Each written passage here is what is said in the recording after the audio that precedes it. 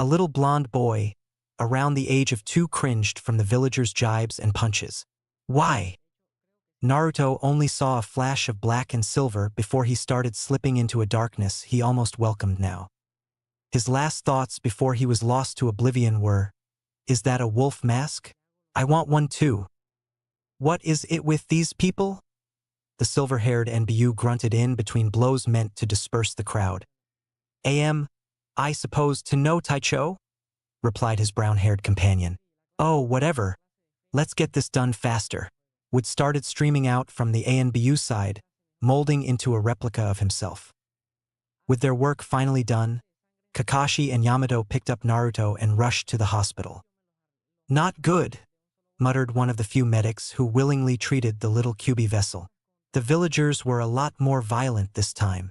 The medic shook his head sadly. Yamato thought he spied a flash of, was that worry? Through his Taishu's eye, but it was so fast Yamato thought he might have imagined it. "Poor kid," Kakashi thought, reminiscing of some old memory. A shout snapped them both out of their reveries. "No, he's going into cardiac arrest. This is much worse than we originally thought." Now both ANBU were more visibly worried. "Please don't tell me all that work went to waste," grumbled Yamato. "Shoo!" Kakashi snapped and dragged Yamato outside. Why's Taicho so concerned?" Puzzled Yamato. Naruto's inner world.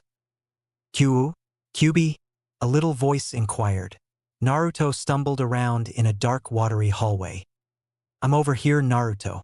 Kyuubi no Kitsune poked his head out of bars in 2 gates with a peculiar-looking piece of paper holding them together. "Kyuubi!" The blonde ran toward the furry mass. "What?" An audible gasp escaped from the demon fox. Naruto's whole body was bruised and battered. Suddenly, Naruto collapsed, mere inches from the bars. "No!" Kyuubi scooped Naruto inside with a long, soft, fuzzy tail, wishing desperately for him to be alive. He had gotten close to the little blonde in the time that they had been together. Nobody, not even an ancient, 9-tailed demon fox, could deny that the little blonde ball of energy's puppy eyes. The giant fox sighed and decided it was best not to panic. He started channeling his bubbling red churka into the tiny form cradled in one of his tails. While what? The medic was baffled. The blonde's heart had stopped for 10 minutes, and despite all they were trying to do they had not been able to revive him. And now, the little boy's heart had started up so suddenly, and the bruises on his arms and legs were healing at an incredible speed. The 2 ANBU who had returned to the room to see how Naruto was doing after the 10 minutes when his heart had stopped were equally befuddled. They were even more bemused when Naruto cracked his eyes open, peered at the ceiling, glanced at his unfamiliar surroundings, noticed the ANBU with swords, and ended with a terrified screech. Naruto jumped off the hospital bed, leaped over the doctor, and hopped toward the door in one fluid motion. The only problem was the door was locked. Ag! Naruto looked around with wild eyes, fear clearly visible in the huge cerulean orbs. The ANBU were speechless at the display, and the medics were frozen in place from the shock of seeing a tiny child leaping out of the sickbed with a mastery of his body unseen from those his age, even more astonishing from one who had just come out of cardiac arrest. Naruto was gibbering now. The ANBU deciphering the words automatically realized that he was blabbering about if they were going to hurt him. Please don't. He just wanted to go home. He didn't think that anyone wanted the crackers in the garbage. He didn't mean to try to eat them. He didn't mean any harm. Naruto collapsed on the floor, shivering, his body still not fully recovered from the brutal attack from the villagers when they had found him in an abandoned alleyway. A heartbeat later, a second howl of pain was heard as Naruto convulsed on the floor, the exertion of the attempted escape too much for his damaged body. Another heartbeat later, the little boy had descended into the darkness once again. Naruto's inner world. "You shouldn't have done that, Naruto," grumbled the fox. "All that hard work, and you collapse on me again." The fox acted annoyed, but in reality, he was extremely concerned for Naruto. "But, Kyuubi, I thought they were going to hurt us. Just be quiet and let me finish with this." The fox continued where he left off from before Naruto had awakened and caused a ruckus in the hospital room. "Okay, Kyuubi, sighed Naruto, and he snuggled into the fox's tail, resting while Kyubi finished up healing all his injuries. Ah, was all everyone could say after a period of stunned disbelief. The medics hurriedly deposited Naruto onto the hospital bed once more. What a kid! Taicho? Yamato muttered. Yeah. At the Hokage's office. Hokage-sama. Sarutobi looked up hurriedly. What happened? Kakashi never looked so flustered, so it must have been something big. Is something wrong? Naruto needs better protection. Kakashi was the last person he'd expected to say something like that. What do you mean? Kakashi recounted his experience with the little Kyubi vessel at the hospital.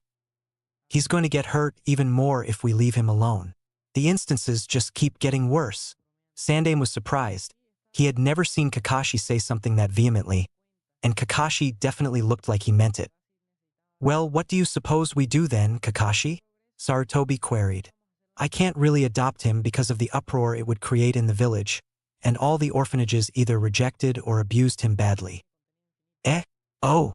Kakashi felt strongly about it, but he hadn't really thought of any solutions either. I'll come back when I think of something. At the hospital. Oh, where is that little brat? He'll get hurt if he goes wandering around again. Naruto had disappeared, and the only clue the hospital staff had of his location was the open window in the little ward. Yay, Kyubi! We're out of that place with all the weird people and the funny smells. Naruto jabbered excitedly. Where are we going, Kit? Asked a curious Kyubi. Just you wait, Kyubi. I'm gonna track that scent that was in the hospital room. I want to find that man with the wolf mask. I remember seeing him when I blacked out. Too bad I didn't recognize him when we were in that funny room. Yeah, because you tried running away even before I was done healing you. Oh, I'm so sorry, Kyubi. It's okay, Fluffball. Kyubi couldn't stand the little blonde feeling sad and making those huge puppy eyes. Thanks, Kyubi. It's nothing, Kit, said Kyubi, melting as the little blonde bounced along the road. Hey, Kit, I have a really good nose. Do you want me to help? Huh? Kyubi? How would you do that? Just hold on. Hey, why don't you come in here? It'll be easier to explain. Sure. Naruto sat under a tree away from prying eyes and entered his inner world.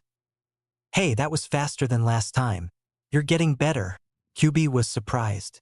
Usually it took Naruto to be in a life-threatening situation to be able to enter his inner world. When he tried to get in intentionally, it took him a while and lots of patience. Naruto's inner world. Kyubi. Kyubi sighed. Come here, Kit. Sure. Kyubi. For the next stretch of time, Kyubi instructed Naruto on how to meld Kyubi's chakra into certain parts of his body. Naruto was even more successful than Kyubi thought. In no time, Naruto had popped back out and started sniffing for the wolf, again with a red chakra-enclosed nose. Ag, why does Hokage-sama always give me the dirty work? Sure, I'm concerned for the little brat, but it's not like I want to hunt him down when he jumps out of a hospital through a fourth-story window. Kakashi was annoyed. Very annoyed. So annoyed he didn't notice a little blonde ball of energy finish sniffing and straighten up next to him before it began to talk. Oi. Oi. Wolf Dude-san, are you talking about me? 'Cause I'm not a brat. Kakashi spun around to the source of the chattering. His eyes widened. What? It's you? I'm going to kill you. Instantly, he knew that that was not the right thing to say. The little blonde was quivering in fear. I didn't mean that literally, Kakashi didn't know what to do.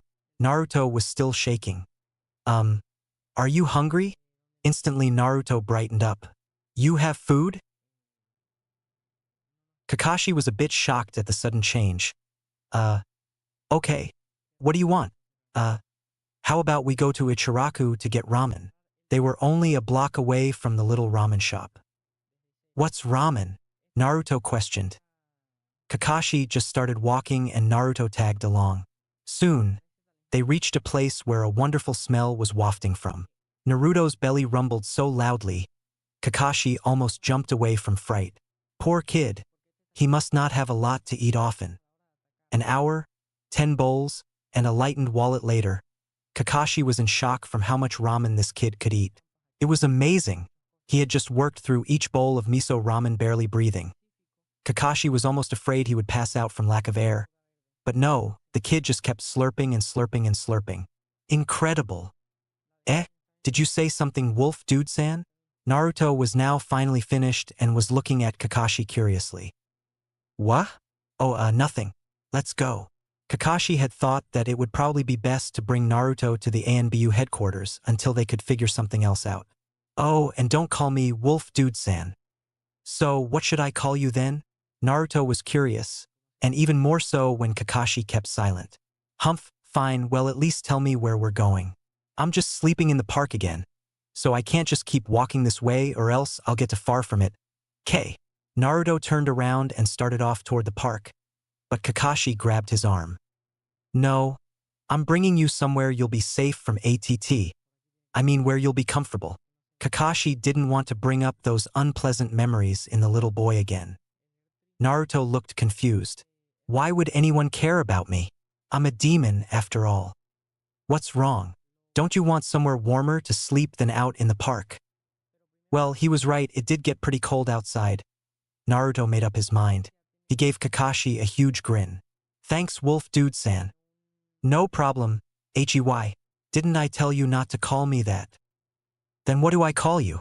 You never did tell me. Naruto pouted. Humph, Kakashi was thinking of something when he felt a little hand take his, and Naruto started to swing his arm back and forth as they walked. Kakashi was about to take his away, but when he looked down, he saw how happy the little blonde was and couldn't bear to take away the little kid's smile that was probably a first in a long while. Suddenly, Kakashi felt a sharp pain in his left eye, the one with the Sharingan, and Naruto froze and dropped to his knees. Ouch! Both of them thought and clutched their eyes. An impressive feat for Kakashi since he had a mask on. Kakashi was too busy trying to manage the now searing pain in his left eye to notice the little blonde next to him slowly open his eyes and reveal a one-tomo Sharingan in each. Naruto hadn't known what had happened. I guess I got something stuck in my eyes. Kyuubi was shocked. Wow. Kit, I got something to tell you later, but before you cause a commotion, try to drain the chakra in your eyes. Ok, Kyuubi kropka. Naruto closed his eyes for a second, and when he opened them again, his eyes had returned to normal. He looked up at Kakashi and tugged on his arm. Are you okay? The pain had subsided a bit by now, and Kakashi cracked open his left eye. Yeah, sure kid, let's keep going. I think I just got something stuck in my eye. At ANBU HQ. Yo. Everyone, this is Naruto. Naruto. These are my team members, Yamato, Anko, and Ganma. Naruto looked around. Hey, Kyuubi. Doesn't the guy, Yamato, doesn't he seem familiar? Yeah, he was there when you went ballistic in the hospital. He smells friendly. Okie dokie. Let's get you somewhere to sleep, Naruto. Kakashi turned around from the door when he heard, ah, isn't he cute? Naruto had toddled up to Yamato and before the ANBU with the dog mask in his hand had known what had happened. The 2-year-old was on his lap and looking at him with wide, trusting eyes. Everybody looked at Yamato to see what would happen next. Yamato had frozen when he saw Naruto suddenly there. Wah! Then he saw that Naruto was already asleep with a funky grin plastered on his face. Ah, he really is cute. Yamato ruffled Naruto's hair, but when he touched the fluffy blonde strands, his hands felt like they had caught fire. The feeling spread up his fingers, across his hand, up his arm until it encompassed his entire body. Even though he didn't want to startle his teammates, he couldn't help but let out a gasp of pain. What the heck is going on? Yamato had absolutely no idea what had happened, but it sure hurt like heck. Naruto's eyes snapped open and he gave out a small whimper, jumped off of Yamato, and ran out the door. Kakashi watched the whole thing through narrowed eyes. Yamato didn't look like he did anything, and somehow, this reminded him of the incident before when they were walking to HQ. What did you do, Yamato? The little kid just wanted a hug. Anko was just as befuddled.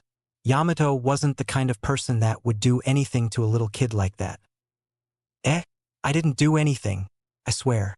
1 second he was dozing off, and the next second my Yamato stopped. Go on. Kakashi's voice came from the doorway. He had found Naruto huddled in a corner, asleep of all things.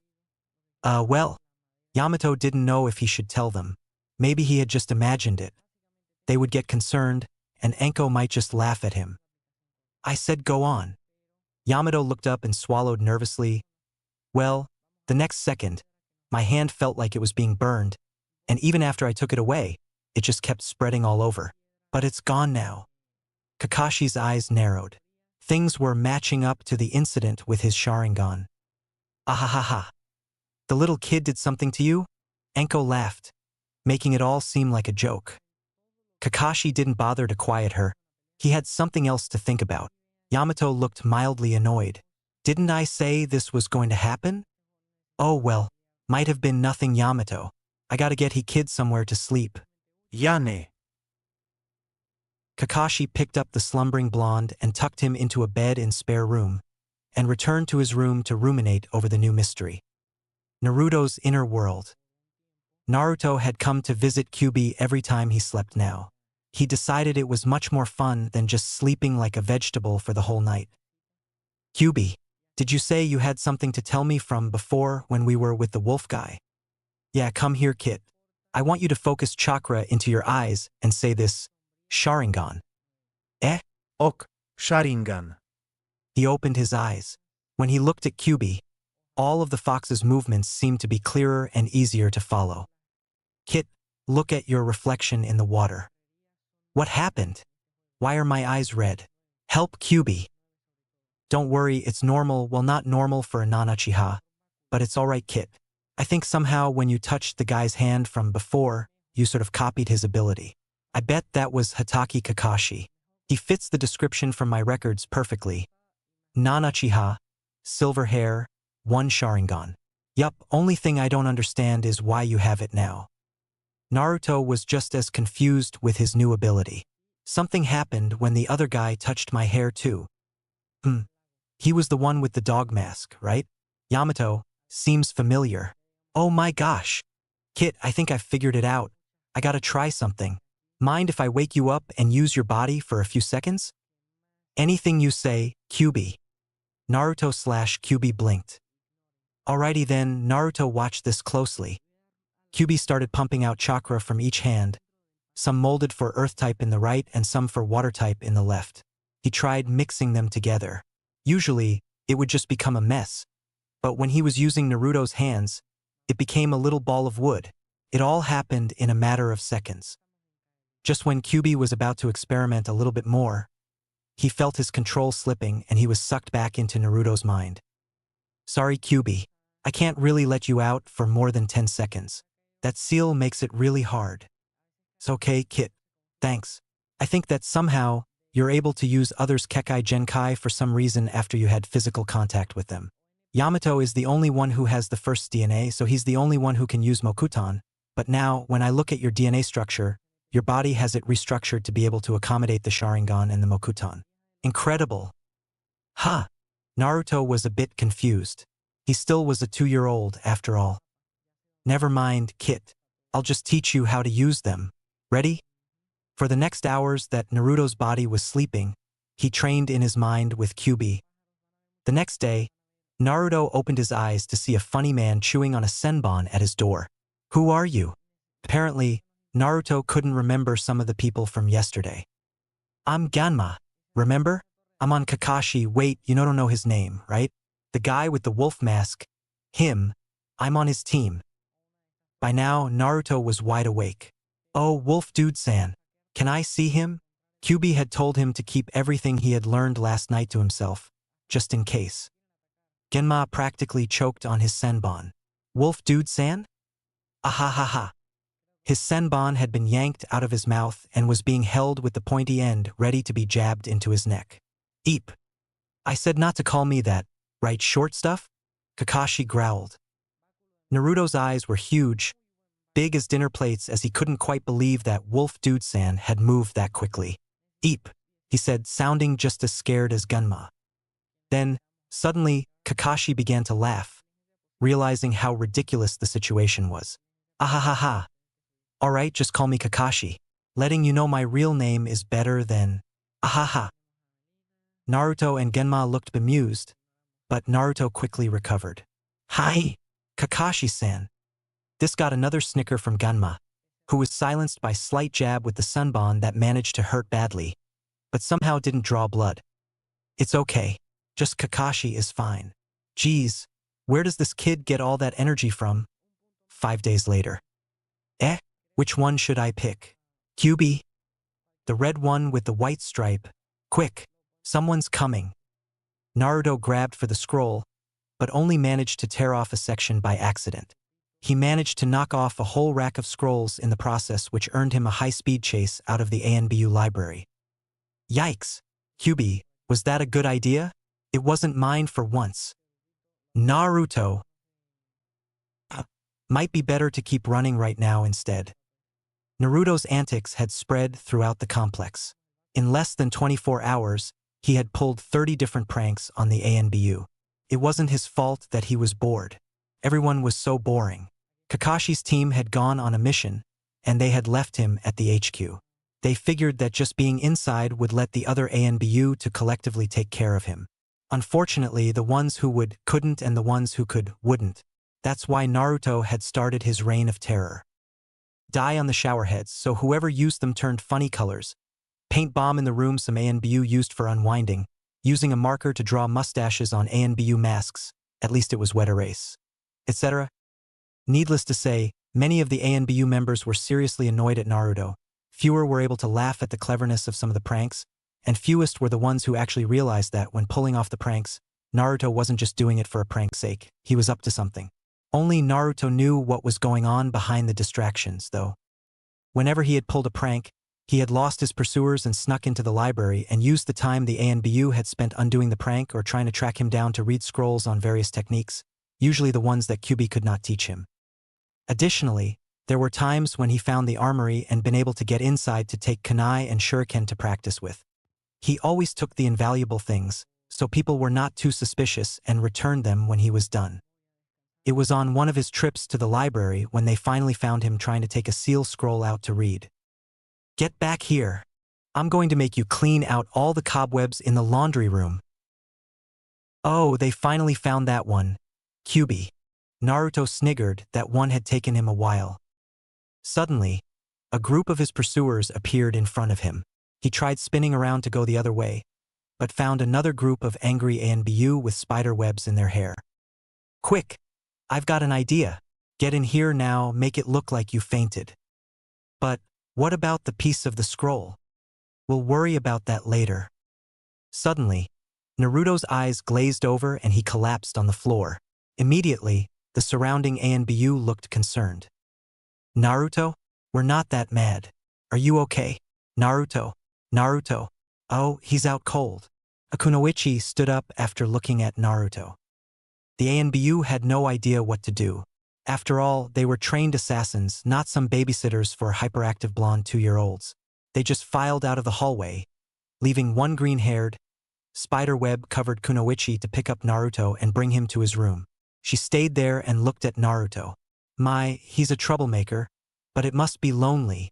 One kid among a bunch of us assassins all day. She sat next to his bed, waiting for him to wake up. Naruto's inner world. Naruto worked hard on trying to perform the technique he had found on the scrap that he had by accidentally ripped off from the scroll in the library. This is hard, QB. I know.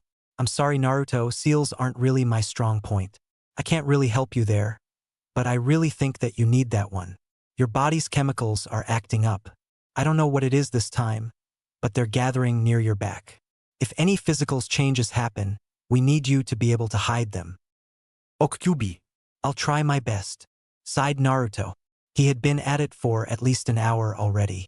He took a break and suddenly realized, QB. What? Is something wrong? I just realized, the scrap of the scroll. It came in with me. I never brought anything in here with me before. Oh my, I didn't notice that either. Wow, this is awesome. I think this is going to help us a lot. Do you think that you can bring anything else in? I'll try later. Okay, get back to trying that technique. Naruto went at it for another hour before finally mastering the seal. I think I need to go back out now, Kyubi. I'll have been out for an hour now. Time passed differently inside Naruto's mind. Usually it passed half as slowly as the outside world, so Naruto managed to do things twice as fast when he was training with Kyubi inside his mind. The only problem was that his physical body wouldn't get any stronger if he tried to get a workout in his mind. He could usually study different techniques though, and when he woke up, he could usually still do them. The green-haired kunoichi had been sitting next to Naruto for an hour, and was wondering if he was just asleep or if she should get medical help for him. That is, until Naruto cracked open his eyes and said, "I'm really sorry. I'll clean up the cobwebs now." "What? Oh no, don't worry about that. We cleaned that up. I must admit, that must have been pretty hard to set up." The kunoichi gave him a smile, remembering that when she was a kid, she loved pranks too. "We were a bit worried because you had passed out when we were chasing you." Naruto gave her a sheepish smile. "Sorry, I don't know what happened." I think we should give you a checkup. Make sure you're really alright." Once the medic told him that he was perfectly alright, Naruto was released back to his room and told just to stay out of trouble. All was not well, sadly, as many of the ANBU members were driven over the edge by Naruto's non-stop antics. The next day, Hokage's office. "Naruto, how nice to see you." The Hokage smiled at Naruto, who was sulking opposite to him. Naruto handed him an envelope the ANBU had given him. The Hokage didn't seem particularly surprised when he read that Naruto was creating such a ruckus at the headquarters. What he was surprised at was the complexity of the pranks and escape techniques that Naruto had devised. He hid his surprise and decided that it probably wasn't the best thing for Naruto to stay at the ANBU HQ anymore. "Naruto, I think that you should move into an apartment again. There's a little place on the outskirts of town that's actually pretty close to ANBU, but not too close. It's near a lake. I think you'll like it." Naruto just accepted his fate passively and walked out of the office with a key to his new home. In actuality, Naruto felt like jumping up and down with glee. He would have his own place. The orphanages and the ANBU HQ, although filled with people, were just as lonely as living on his own. At least now he could train without hiding.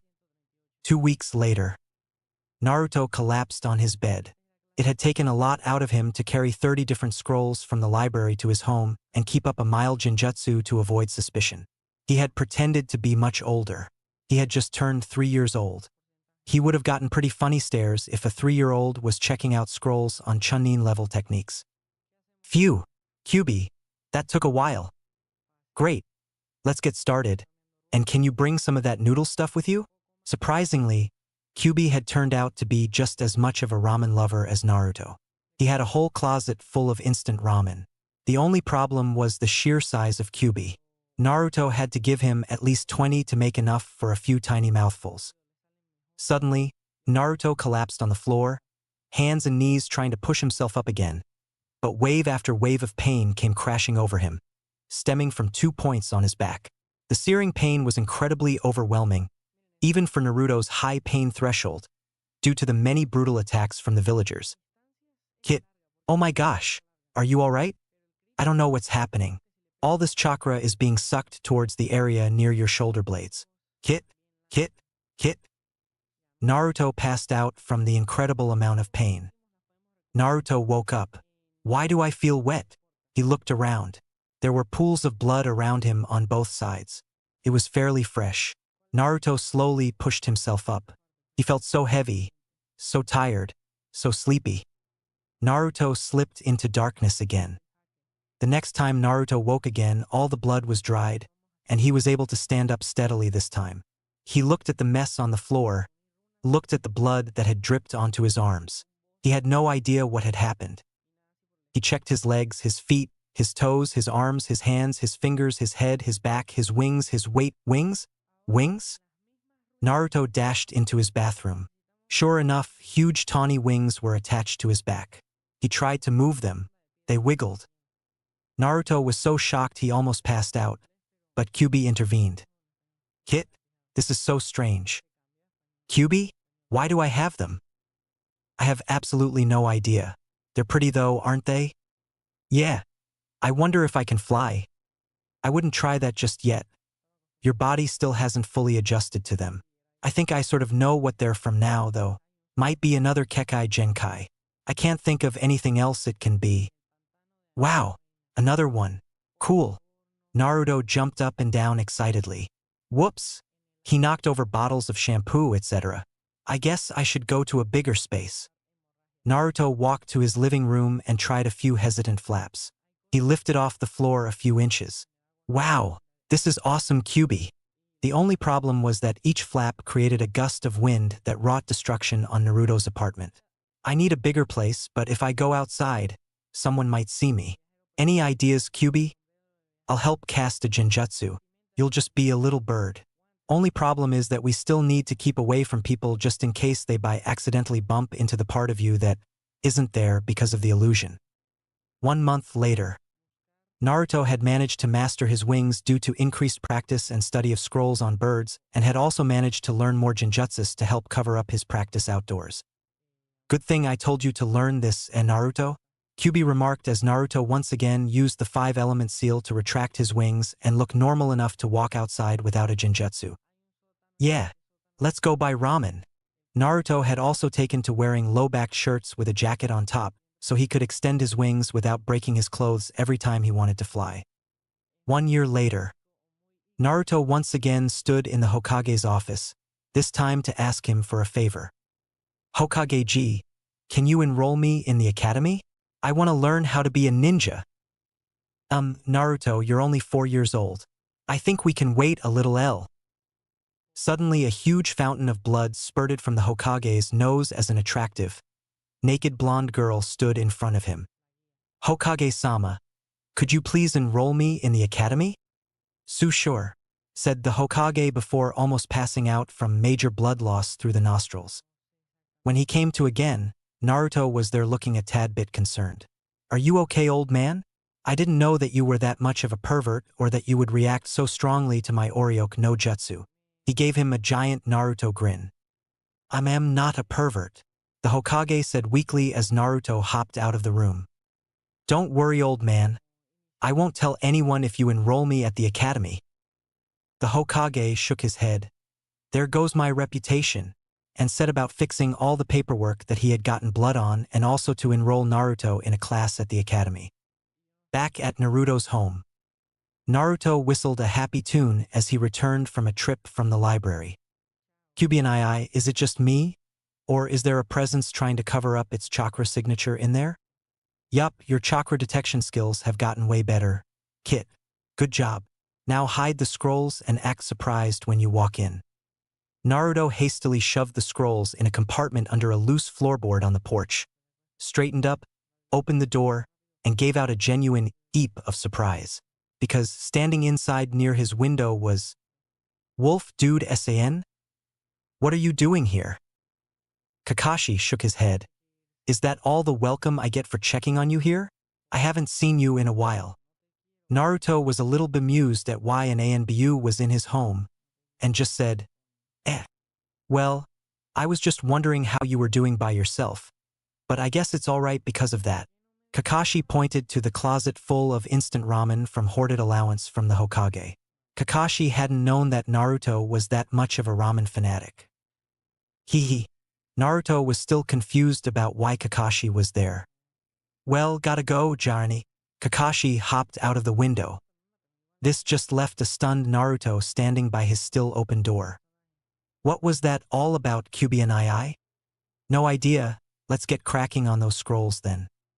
Naruto was already up to Jounin level scrolls and techniques now, and could even perform advanced demonic genjutsus and all different types of ninjutsus.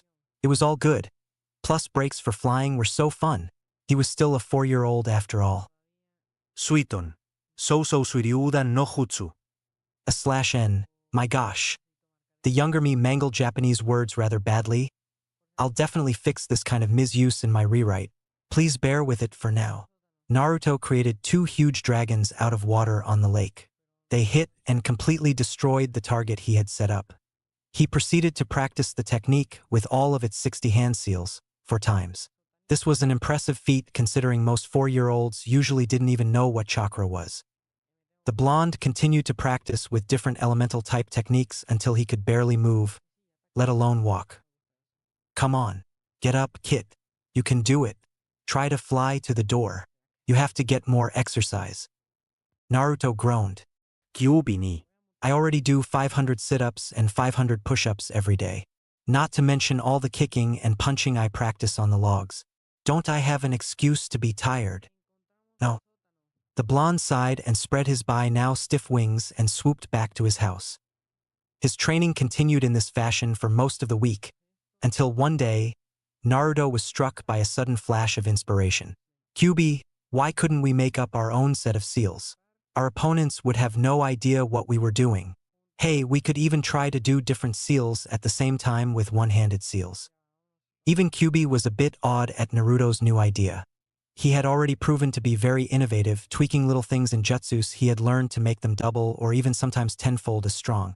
This new idea would give them a huge edge in any potential battles. This might be tricky. Get started. Then we don't have any time to waste. Naruto slaved over his new system.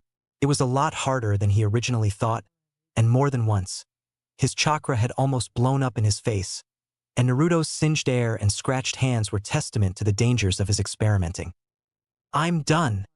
Naruto had created a whole new set of hand seals to focus chakra in less than a month. It was an impressive feat, even Kyuubi had to admit. Maybe you do have a bit of potential, Kit.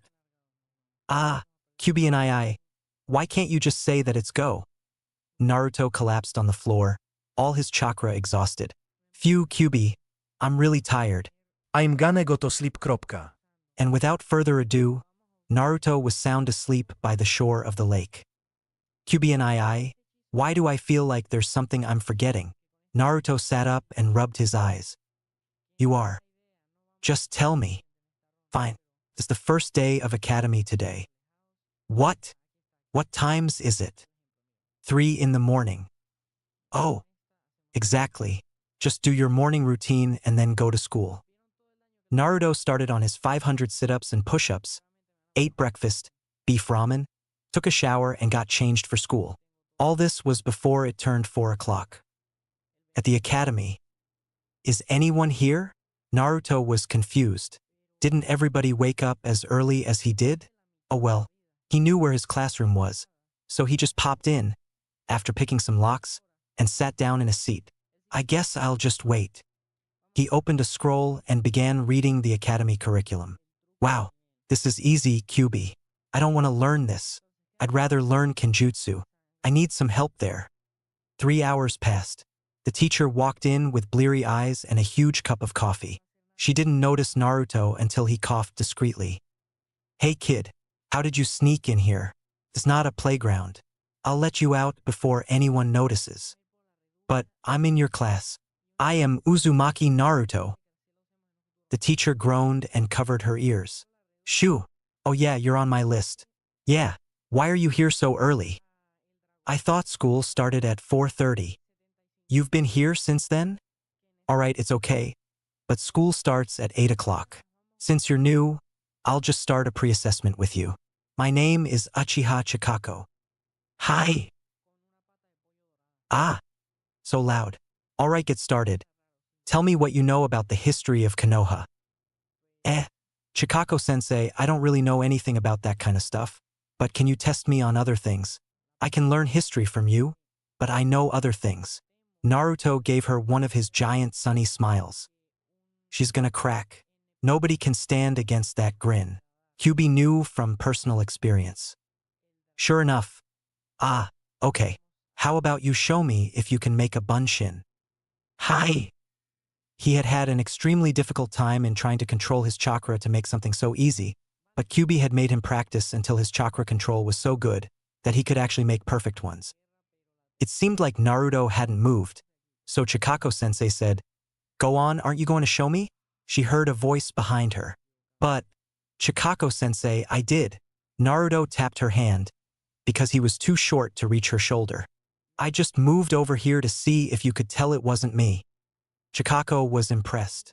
He could move that fast? Impressive indeed. She put Naruto through a series of tests and he amazed her every time. Should I tell her? I guess so, she's an Uchiha. Might be useful and she probably has a right to know. Chikako-sensei, I have something to tell you. I didn't even tell the Hokage. Can you keep my secret? Another grin. Okay. What is it? Chikako didn't think a mere 4-year-old, no matter how talented he seemed to be at the moment, could hold any really surprising secrets. Swear you won't tell anyone? She was taken back a bit by the serious tone of his voice, and only hesitated for a moment. Yes, I swear on my honor as a kunoichi, I will not tell anyone. Okay then, well, it's easier to show you. Naruto closed his eyes, activated his Sharingan, and looked up at Chikako. She gasped. Oh my, I wasn't expecting that. She was extremely shocked.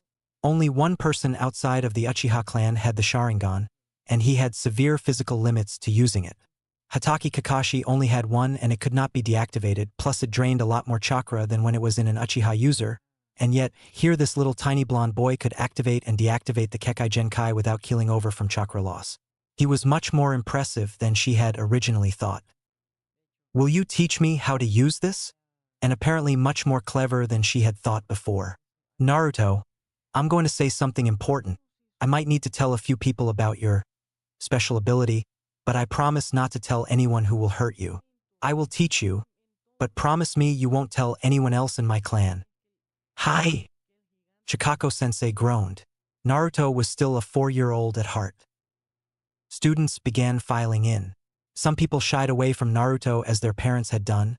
Some were confused on why someone so young was in their class, but a few were polite to Naruto.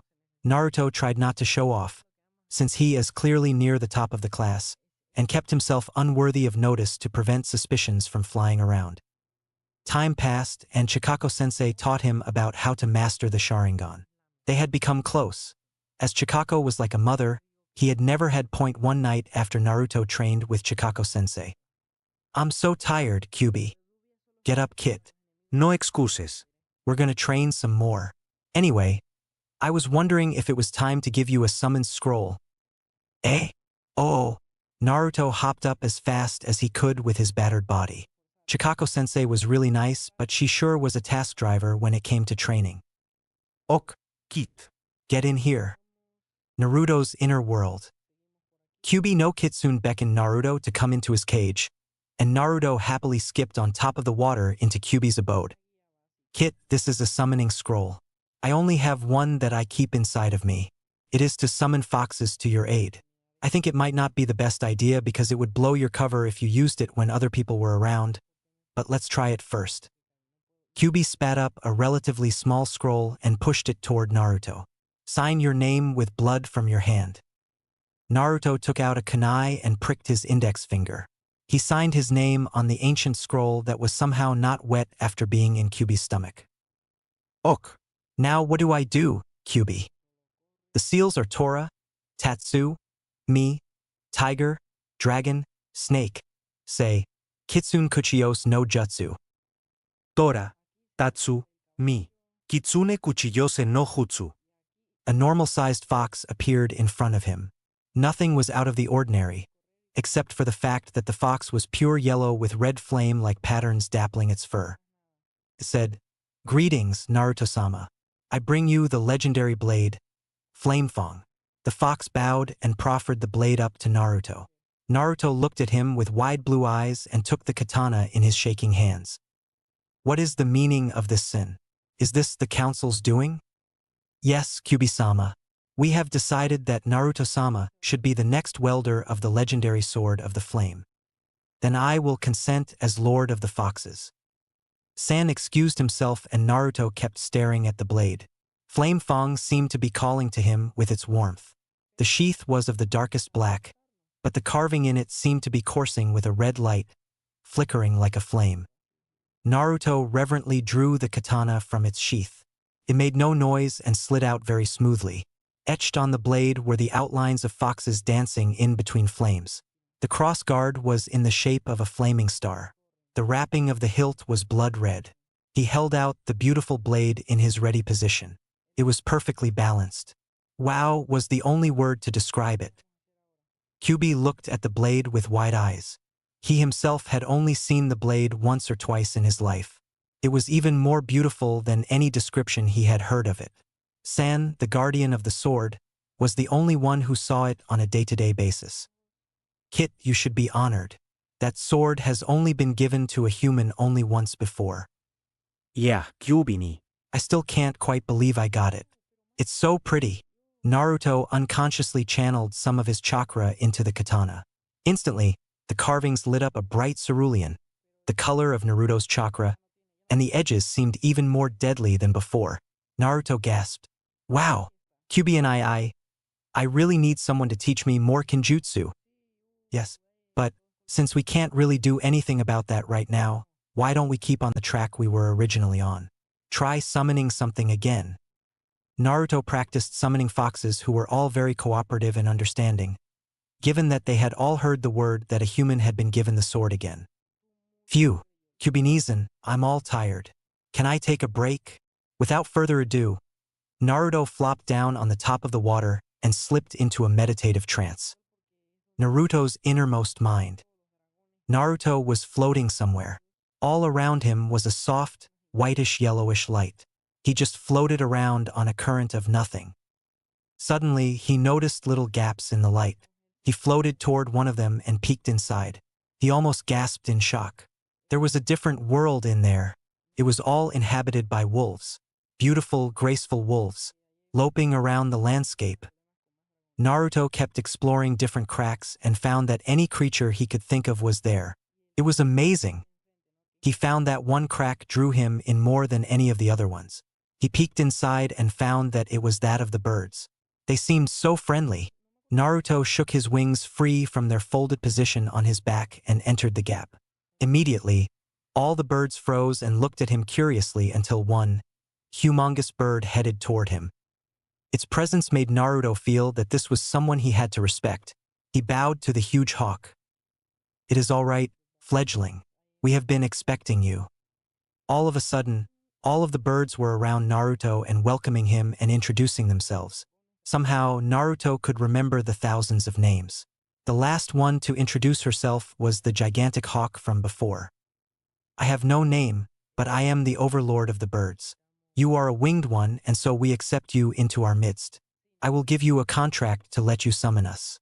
This age-old contract has never been signed before. Only the minor ones, which may only summon a few of us, have been ever offered to humans. But you are special little fledgling. We feel it in you. You may sign this." Naruto once again pricked his finger to sign his name into the scroll. Once he was done, he felt the outer world calling him, so he bid farewell to the birds and returned to the cage of Kyubi. Naruto's inner world. "Kyubi, I signed a contract with the birds. They were so nice. I met a really big nice one. She was huge, as big as you. She's the queen of the birds. You are a lucky one, Kit. You've received the flame fong and a contract with the birds in one day. Go back to the outside world now.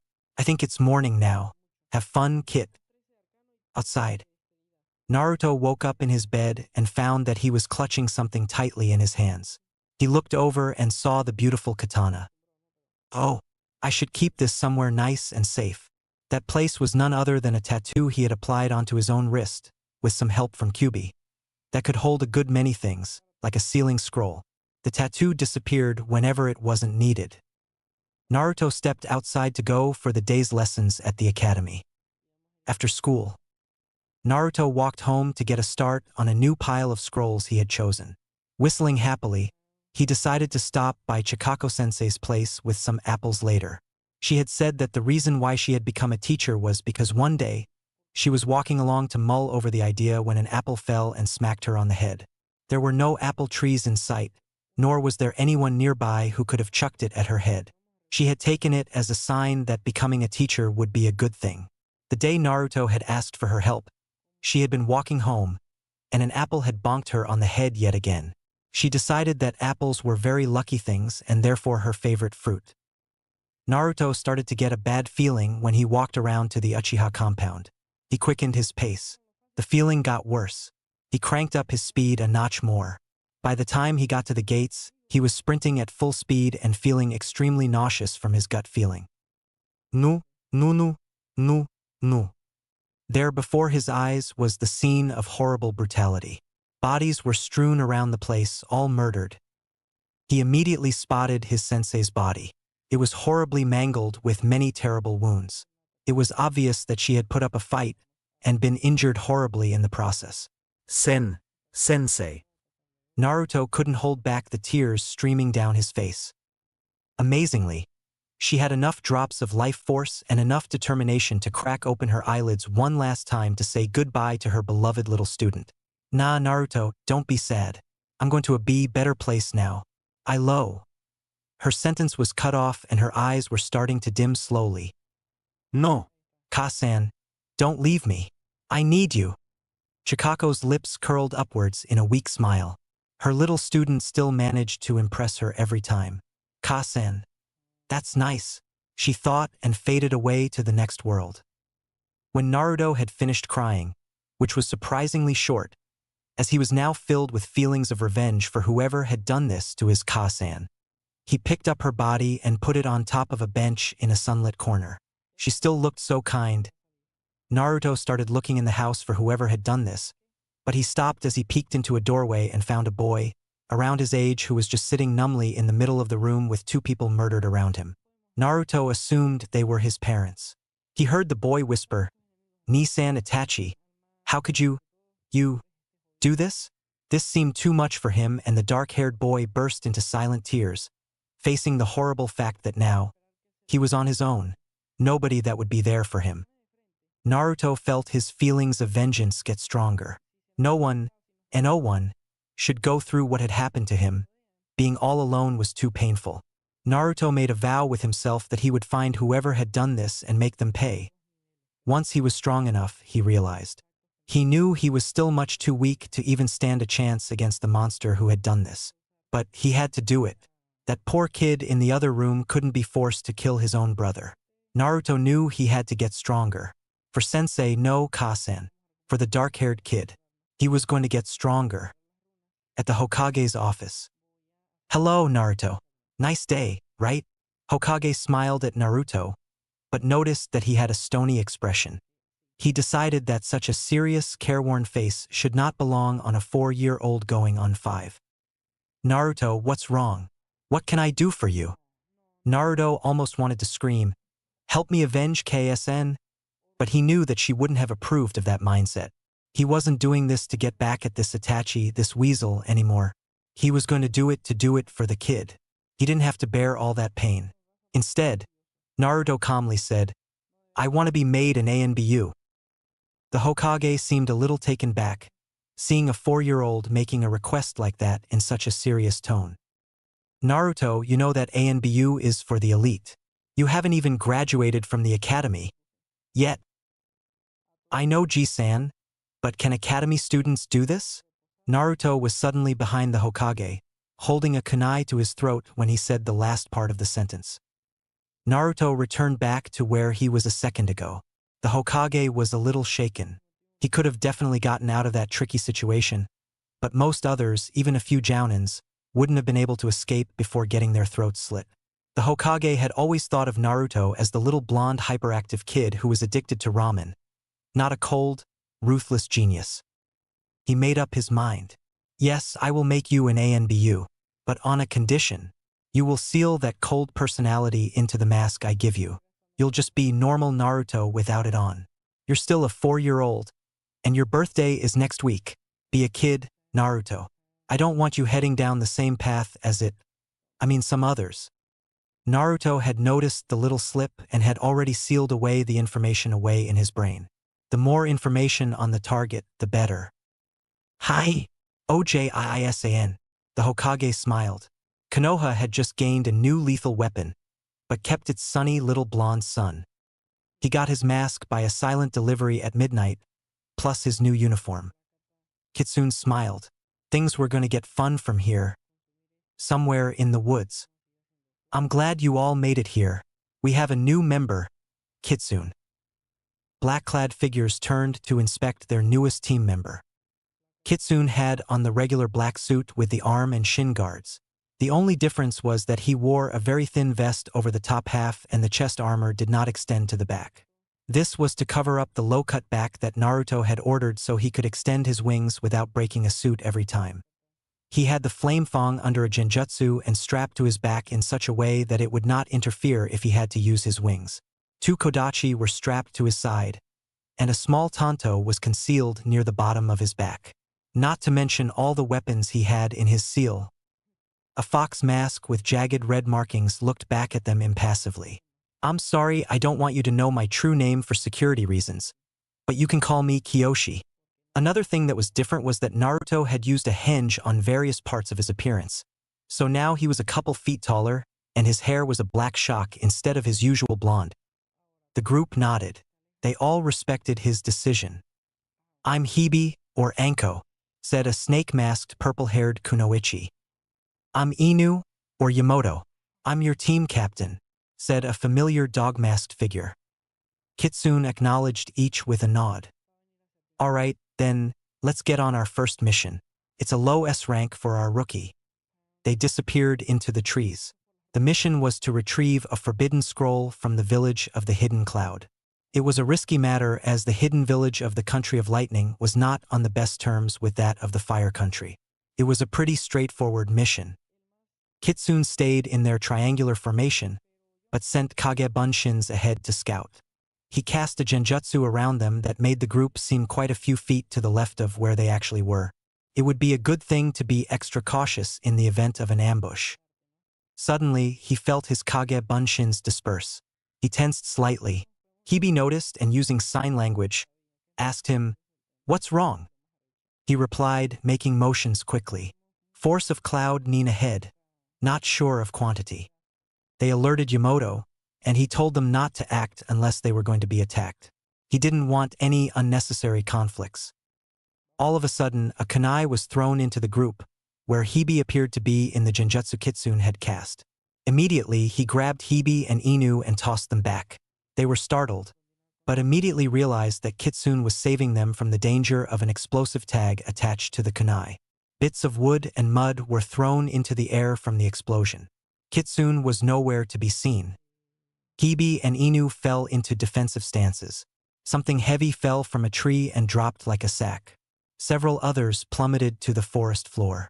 They watched on, slightly amazed at the speed at which Kitsune had dispatched the opposing ninjas. They're only unconscious. They'll think they just fell asleep. Kitsune just strolled off again toward the direction they had been heading in before. Now, Hibi and Inu were slightly more baffled at the nonchalance the rookie had shown after dispatching the enemy Nin. "We don't have all day, you know. I'd rather just get this mission over sooner than later," called Kitsune from ahead. Hibi and Inu looked at each other then leapt after the rookie. The mission continued smoothly without a hitch, and the team returned to Konoha in record time.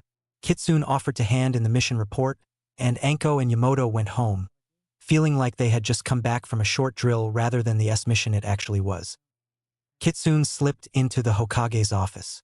He noticed a group of jounins there and was just about to head back outside to wait before the Hokage motioned him forward. What happened to the mission? The Hokage knew that in the time it had taken for the team to come back, either something had gone drastically wrong and they had been forced to retreat or well, there really wasn't any other possibility. Kitsune dumped the hefty scroll onto the Hokage's desk. The Hokage's eyes widened. The appearance and unconcerned attitude of Kitsune made him think that it looked like the group had just waltzed to the village, picked up the scroll and waltzed back out. It's not possible. You only left yesterday night." Some perceptive jounin noticed the hidden cloud symbol on the scroll and were just as shocked as the Hokage. Traveling to enemy territory, retrieving a forbidden scroll and coming back unscathed in a day was unheard of. The Hokage quickly gained his composure and dismissed Kitsune. The room was in an uproar as soon as the ANBU left.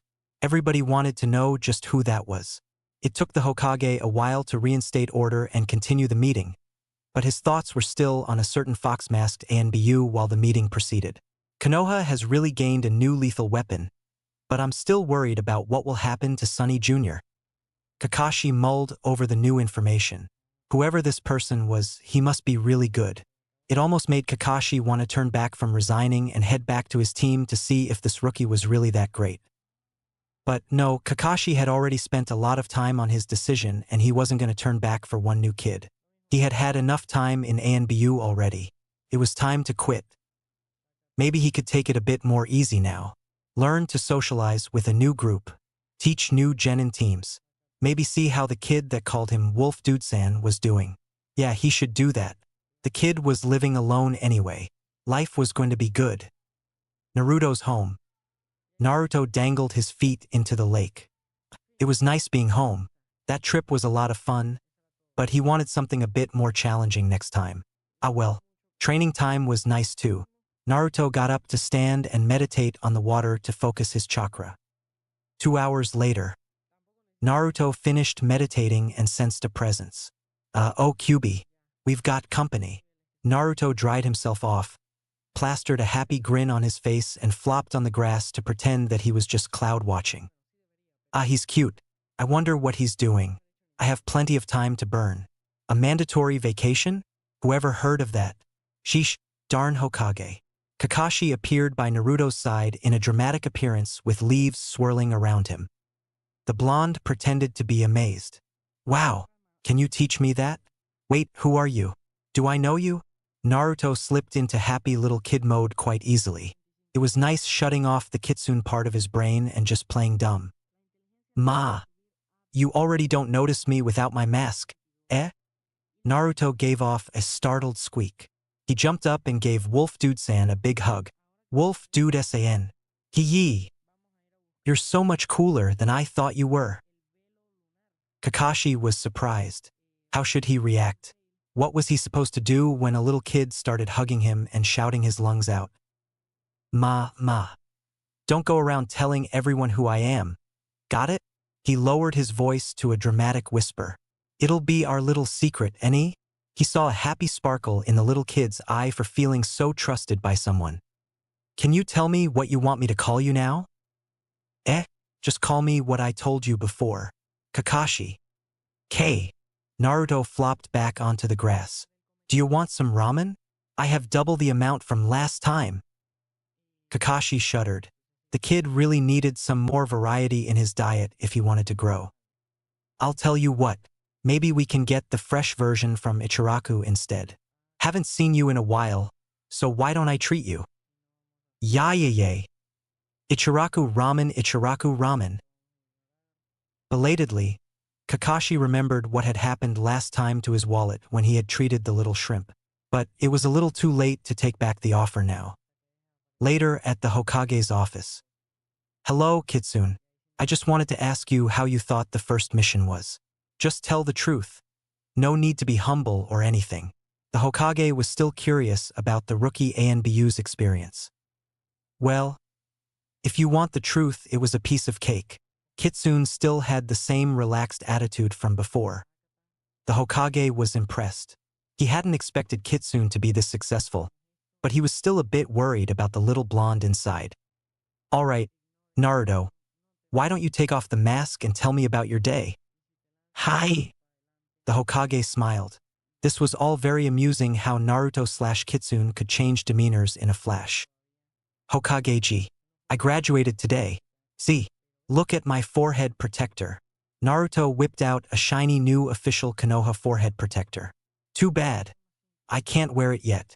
Naruto drooped a bit but was his usual cheery self the next second. Did I do well, Hokage-ji? I tried hard on the mission, you know.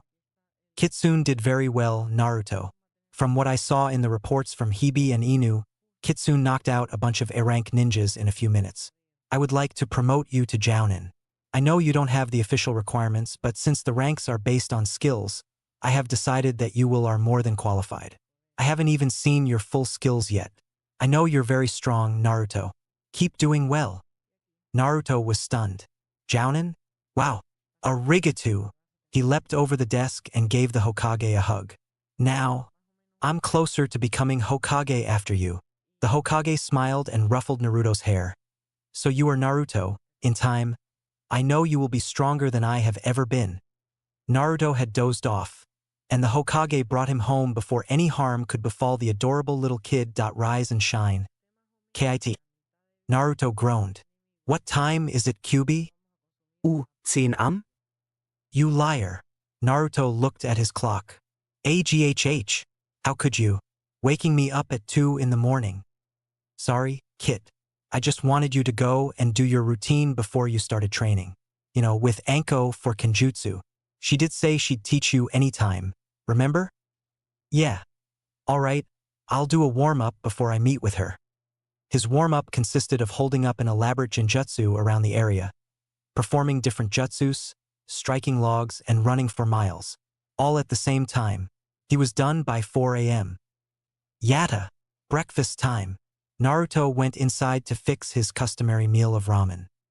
Anko wasn't joking when she said any time, but 5 a.m.? Her teammate couldn't be serious. She grabbed her precious katana and went to the meeting spot he had described in his message.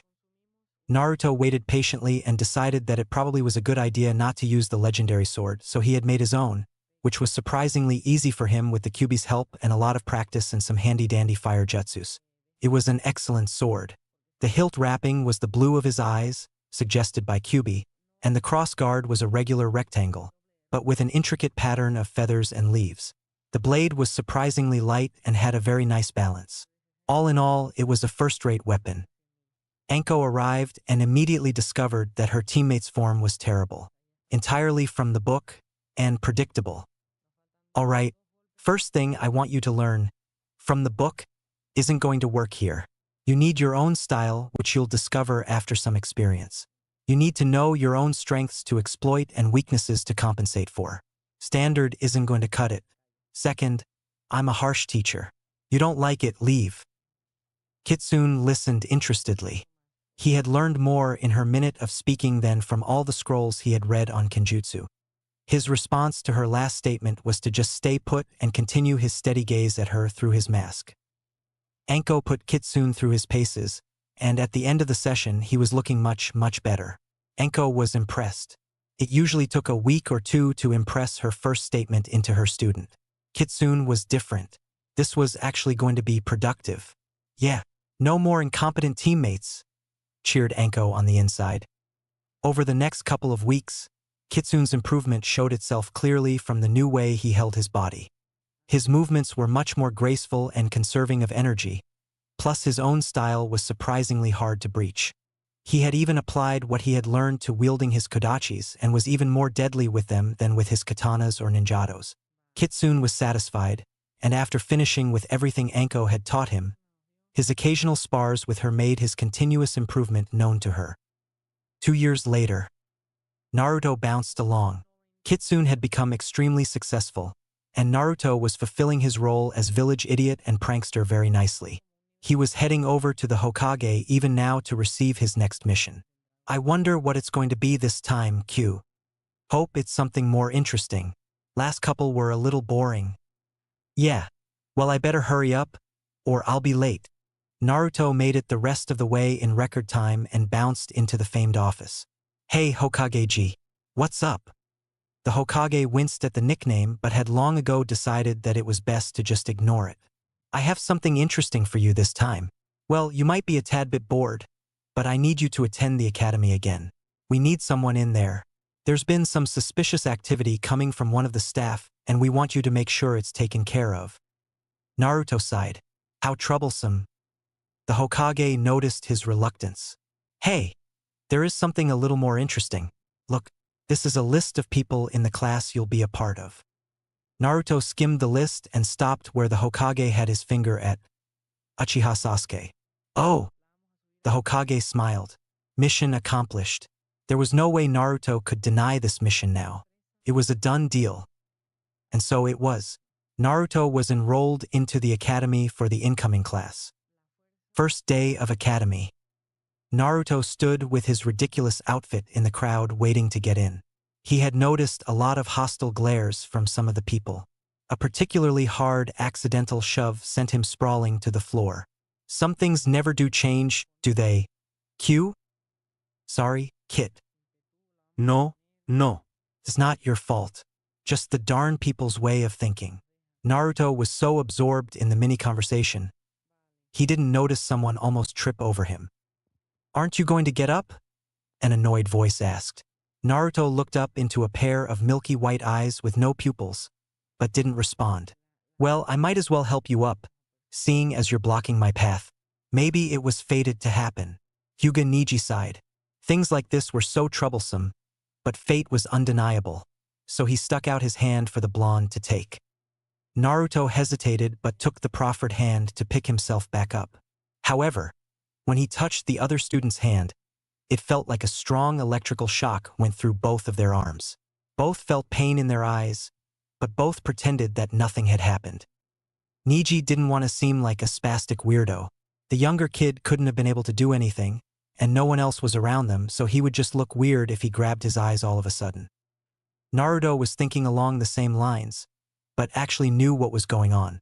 He muttered a hasty thank you and sorry before running off and berating himself for being an idiot.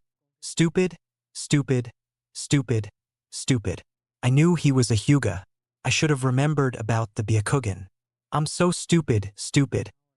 No use repeating yourself over and over again. Kit, it's not your fault. Everybody forgets things sometimes. Anyway, he won't know what happened, so it's not too bad. Just get a grip. You'll be fine. Naruto took some calming breaths. Hey, I should try out what I should do with this after school. At least, now he had something to look forward after the dreaded boredom of repeating the same lessons he had learned years ago. In the classroom. So hi. Welcome to the academy. I will be your group's teacher. I am Umino Irika. Naruto liked his new teacher. He seemed nice enough, but of course he was going to have to play the part of class clown and dope. Whatever, it was actually sort of fun. Nobody knew what the real Naruto could do. The morning progressed well enough. Naruto couldn't help but keep falling asleep as he had had everything drilled into his head years before. He could probably answer the questions while asleep, which once he did. Irika-sensei saw Naruto and Shikamaru asleep again, so he decided to teach Naruto a lesson in paying attention in class. All right, class. A little pop quiz for what we learned this morning. The whole class groaned. Irika passed out the tests, which were quite comprehensive, but easy enough if you had paid attention.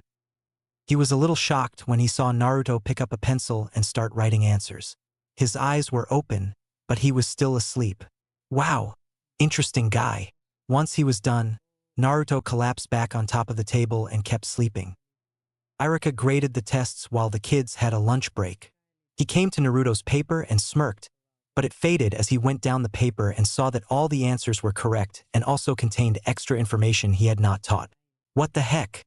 He knew the stuff so well he could answer it asleep. It turned out that Naruto was more interesting than his outside showed. After Irika handed back the tests, Naruto's eyes widened. Darn, I wasn't careful. I really could answer the questions asleep. This is bad. I don't look like a complete utter dope anymore. He noticed that Irika-sensei was keeping a close eye on him. One slip and... I hate this Kyuubi. In taijutsu, Naruto made efforts to seem like a klutz, but Irika sensed something queer. It was as if Naruto was holding back a lot, and no matter how much Naruto was trying to cover it up, his movements were too smooth and practiced. He didn't look like he belonged in the academy at all. Irika decided that he needed to talk to Naruto. After school at Naruto's lake, Naruto casted an elaborate genjutsu over the area and tried to master the Byakugan. It's so hard. Well, we don't exactly have a teacher this time. Yeah, and it's not like the Hyugas will tell me anything either. They'll kill me if they find out I have it. Literally. Suddenly, Anko appeared by his side. She had learned of his true identity in an extremely unfortunate situation when Naruto's mask had shattered due to a particularly hard bashing it received from an enemy ninja's club. His genjutsu normally didn't cover his face, as it would be a waste of chakra, and he had been so surprised he had dropped the genjutsu covering the rest of him by accident. Anko had immediately understood why he had wanted to cover up his identity and had given him a spare mask they had carried along. Naruto made her swear not to tell anyone, and even Yamoto only knew him as Kyoshi even now, though he rarely saw him anymore. Naruto was the captain of his own team, and Yamoto and Anko had a new team member. Even though she had understood the gravity of the situation then, she never passed up a chance to tease Naruto about it now, so Naruto wasn't too surprised when she appeared next to him. He actually enjoyed her company. Kakashi had stopped visiting years ago because of how busy he was, so they had pretty much forgotten about each other. Enko was annoying, but at least she was someone to talk to and train with. She knew about his ability to absorb Kekai Genkais, but even so, she was still surprised when she saw the Hyuga bloodline in his eyes. Wow, got another one. Short stuff. Who are you calling short stuff? Naruto glared at her and she saw a flash of kitsune in his eyes. Oops, guess she had hit a nerve. Enko smirked.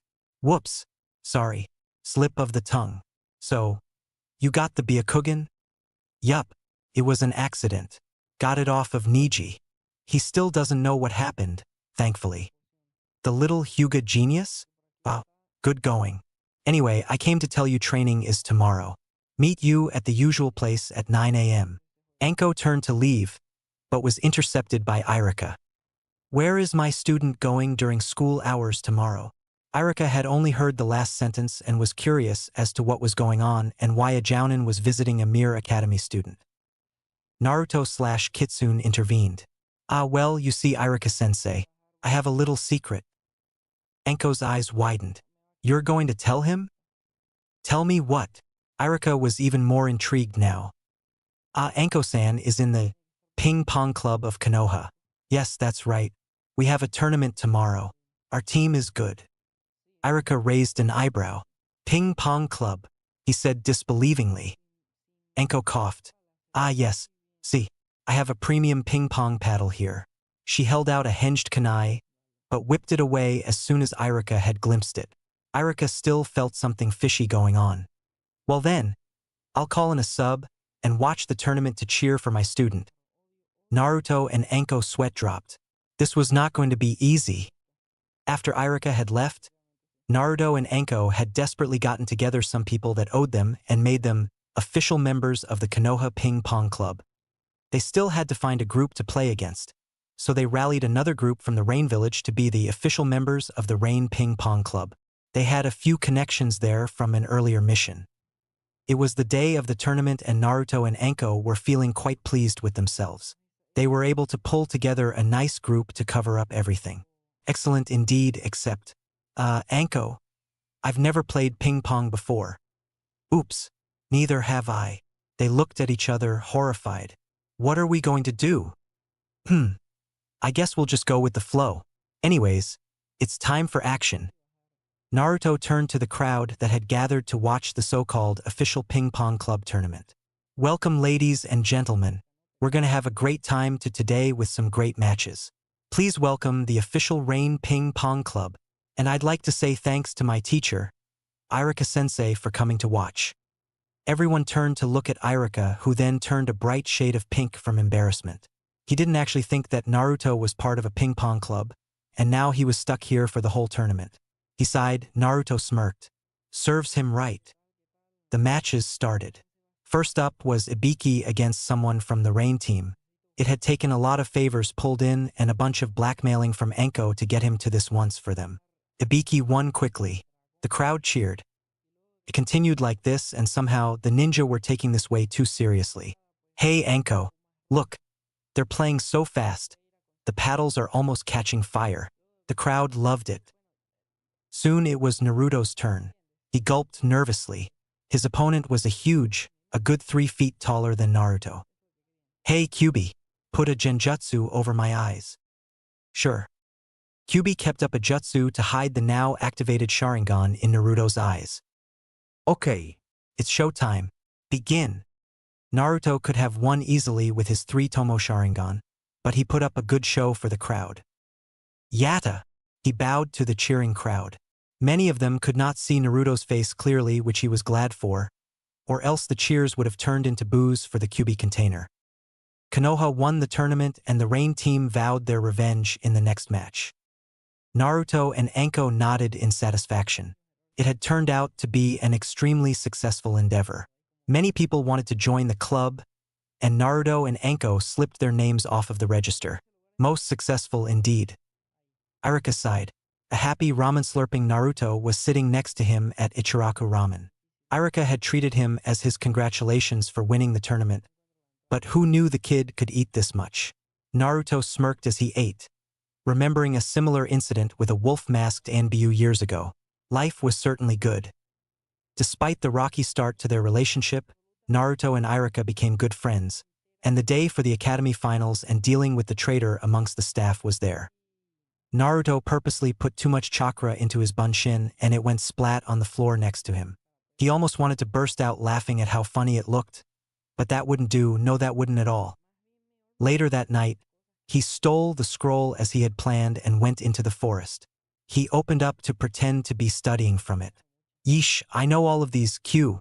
How boring. Oh, here he comes. Iruka crashed into the clearing. Will you let me graduate now, Iruka-sensei? I learned one thing from the scroll. Iruka looked confused. Who told you this? Mizuki-sensei.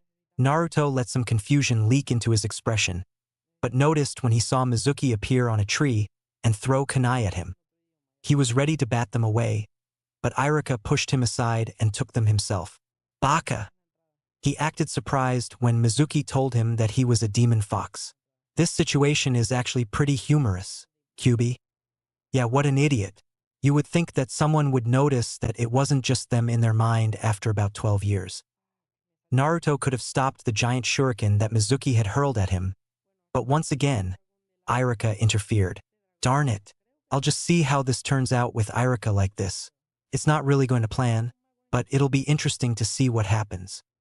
Naruto ran off into the woods. Mizuki caught up to a figure he recognized as Naruto.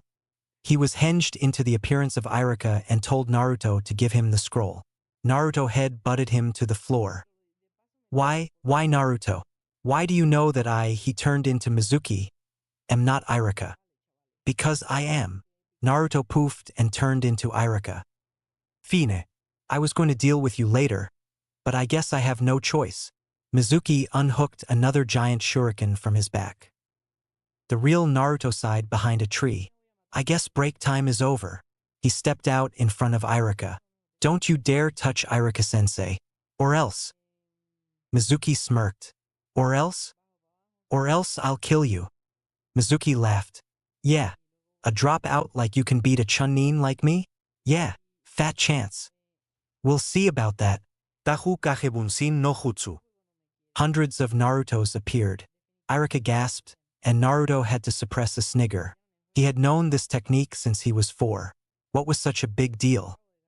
The Narutos attacked Mizuki, and by the time that sun had risen, Mizuki was unconscious and looking pretty badly on the forest floor. Oops, I might have overdone it a bit. Iruka said, Come here, Naruto.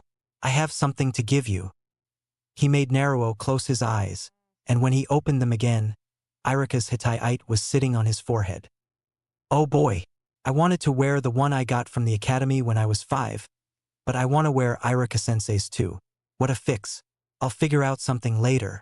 For now, he smiled at Iruka-sensei and they headed back to the village towing an unconscious Mizuki behind. The next day, Naruto walked into the classroom to listen to the lists of new teams and their senseis. He yawned a little. After completing the mission to remove Mizuki, the Hokage had sent him to be briefed on another light mission for the next night, and then had asked him to help him with some office work as Gunma had called in sick. Didn't old men sleep or know that kids needed to too? He was too tired to care where he sat, so he plopped down in a random seat. He noticed the Uchiha kid. He had wanted to become friends with him, but he hadn't been all too friendly. Too bad. Naruto just wanted to help him. Well, there are always second chances and thirds. And fourths. And however many it takes. Oh, bad choice. A furious pink-haired girl and a fuming blonde both yelled at him, Move, Naruto. Why? Because I want to sit next to Sasuke-kun. They both answered at once and started glaring at each other. Now all the girls in the room were up and vying for a Naruto to move so they could sit next to Sasuke. Yeesh, what's wrong with these girls? And what's with Sasuke? He doesn't say anything. Naruto was suddenly in front of Sasuke, scrutinizing the other boy for any reason as to why he wouldn't talk. Naruto himself being extremely talkative and outgoing found him a little strange. The tension rose until it seemed like it was taking the form of electricity crackling in between the two. Out of the blue, a boy by accidentally elbowed Naruto in the back, causing him to tip forward and join lips with Sasuke. The whole room was in shock at the unbelievable scene. Naruto leapt back and started to wipe his mouth with crazed swipes of his sleeves. Sasuke just sat there in denial. The girls of course went crazy, and when they were done, Naruto was sitting in a different seat with bruises all over and aching to his bones. They're worse than a bunch of bloodthirsty missing nin. Naruto groaned. By the time Iruka-sensei had walked into the room, most of Naruto's bruises were healed and he had a Naruto grin on his face, and the Hittite he had given Naruto was tied proudly to his forehead. Secretly, the Hittite that he had gotten from the year he had spent with Chikako-sensei was tied around his waist underneath his jumpsuit. Iruka gave them the customary lecture about becoming ninja and what it meant. Then he started to read out the teams. Finally, he got to Team 7, Uzumaki Naruto, Haruno Sakura, Uchiha Sasuke. Naruto thought over the prospect of being on a team with a rabid fangirl and an indifferent, moody subject of fangirls' attentions. Ah well, he missed hearing the name of the team leader, but he wished whoever it was a lot of fun. Having someone too uptight was never fun, coughed Sasuke. Naruto and his team waited for their leader in the classroom.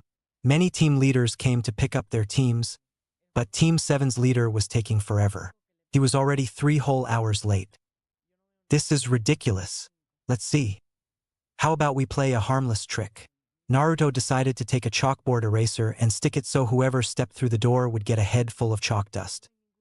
Naruto, what are you doing? Sakura looked disapprovingly at Naruto, but on the inside, she was elated about playing a practical joke. Do you think a jounin would fall for that? Sasuke just looked as aloof as usual, but everyone looked expectantly toward the door as a hand appeared to open it. The person pulled open the door and the eraser bonked him on his head. Naruto looked at his team leader and froze in shock. Yay! Wolf dude san. He tried to keep his expression deflated as Kakashi commented. How do I say this? My first expression of you is I hate you. Naruto almost sniggered, but kept his face to the floor. Kakashi thought, what the heck? Is this the Hokage's version of a bad joke? I got stuck with the hyperactive ramen-loving guy? Oh well, I haven't seen him in a while. How nice. At least I know someone on the team. All right, meet me on the roof.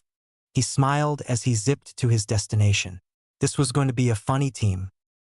When his team members arrived, he said, introduce yourself. Names, likes, dislikes, dreams, hobbies, etc. Sensei, why don't you introduce yourself first? Sakura wanted to know just who this guy was. My name is Hatake Kakashi. I have no intention of telling you my likes or dislikes. My dream, I have a few hobbies. You, orange shirt. Go. Great, we only learned his name from that. Sakura was a little disappointed and Sasuke was too busy looking bored, so they didn't notice the glare Naruto gave Kakashi for calling him orange shirt or the smirk that flashed across Kakashi's face. He probably wants to know I've changed, so I'll give him this. Naruto fiddled around with his Hittite and said, I am Uzumaki Naruto. My likes are ramen. I dislike the 3 minutes I have to wait for the water to boil for the ramen.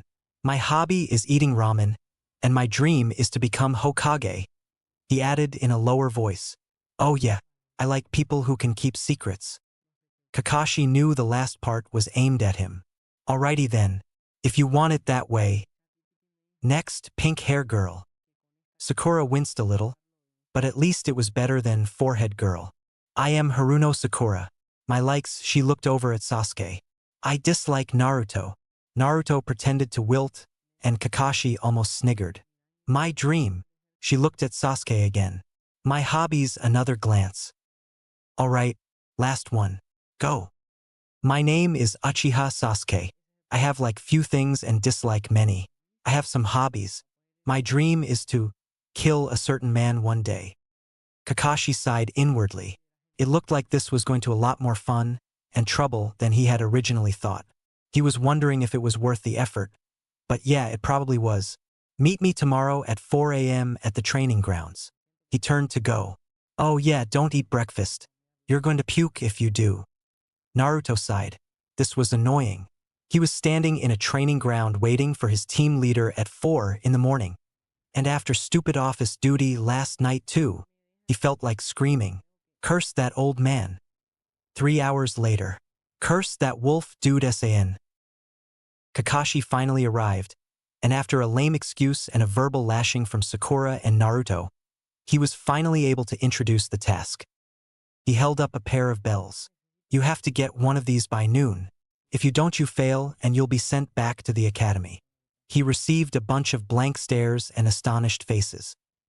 Of course, Naruto was the first to charge.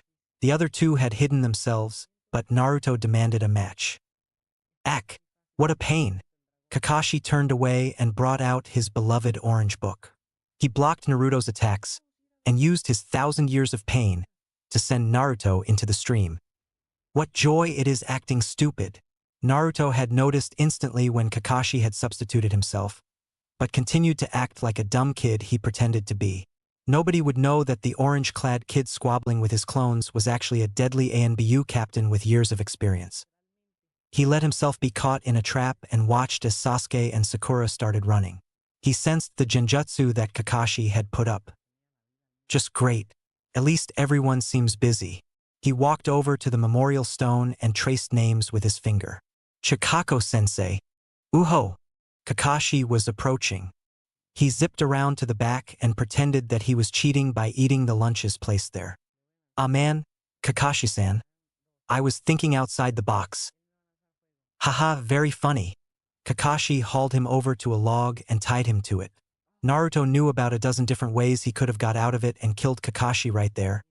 But that wouldn't do. How troublesome. Later that day, Naruto's team had passed the test after saying that they were one. How corny. Naruto strapped on his mask and became Kitsune reporting for duty. Kitsune-san, we have a new mission. You will have to head a different group today. An ANBU has defected and is currently heading toward our northern border. Your job is to... Yes, I know what I have to do, Kitsune replied calmly. His handmade katana was strapped onto his back and his pair of kodachi were at his sides. Kitsune loved crafting elegant weapons. Each was a work of art and intense labor. They were perfectly balanced and did their jobs perfectly. Kitsune looked over at his temporary team. A hunter nin wearing a bear mask was going to accompany them. The rest of his team were some ANBU he recognized: Inu, Hibi, Ukami. He was a little surprised that a certain wolf was going with them for one mission, and that Yamoto was being placed under his command.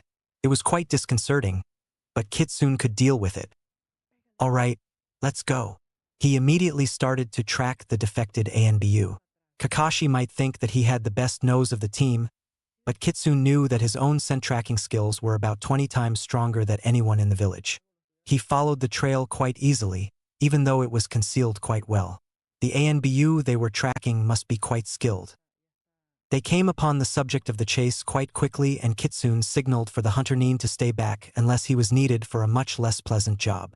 The hunter nin complied and melted into the shadows.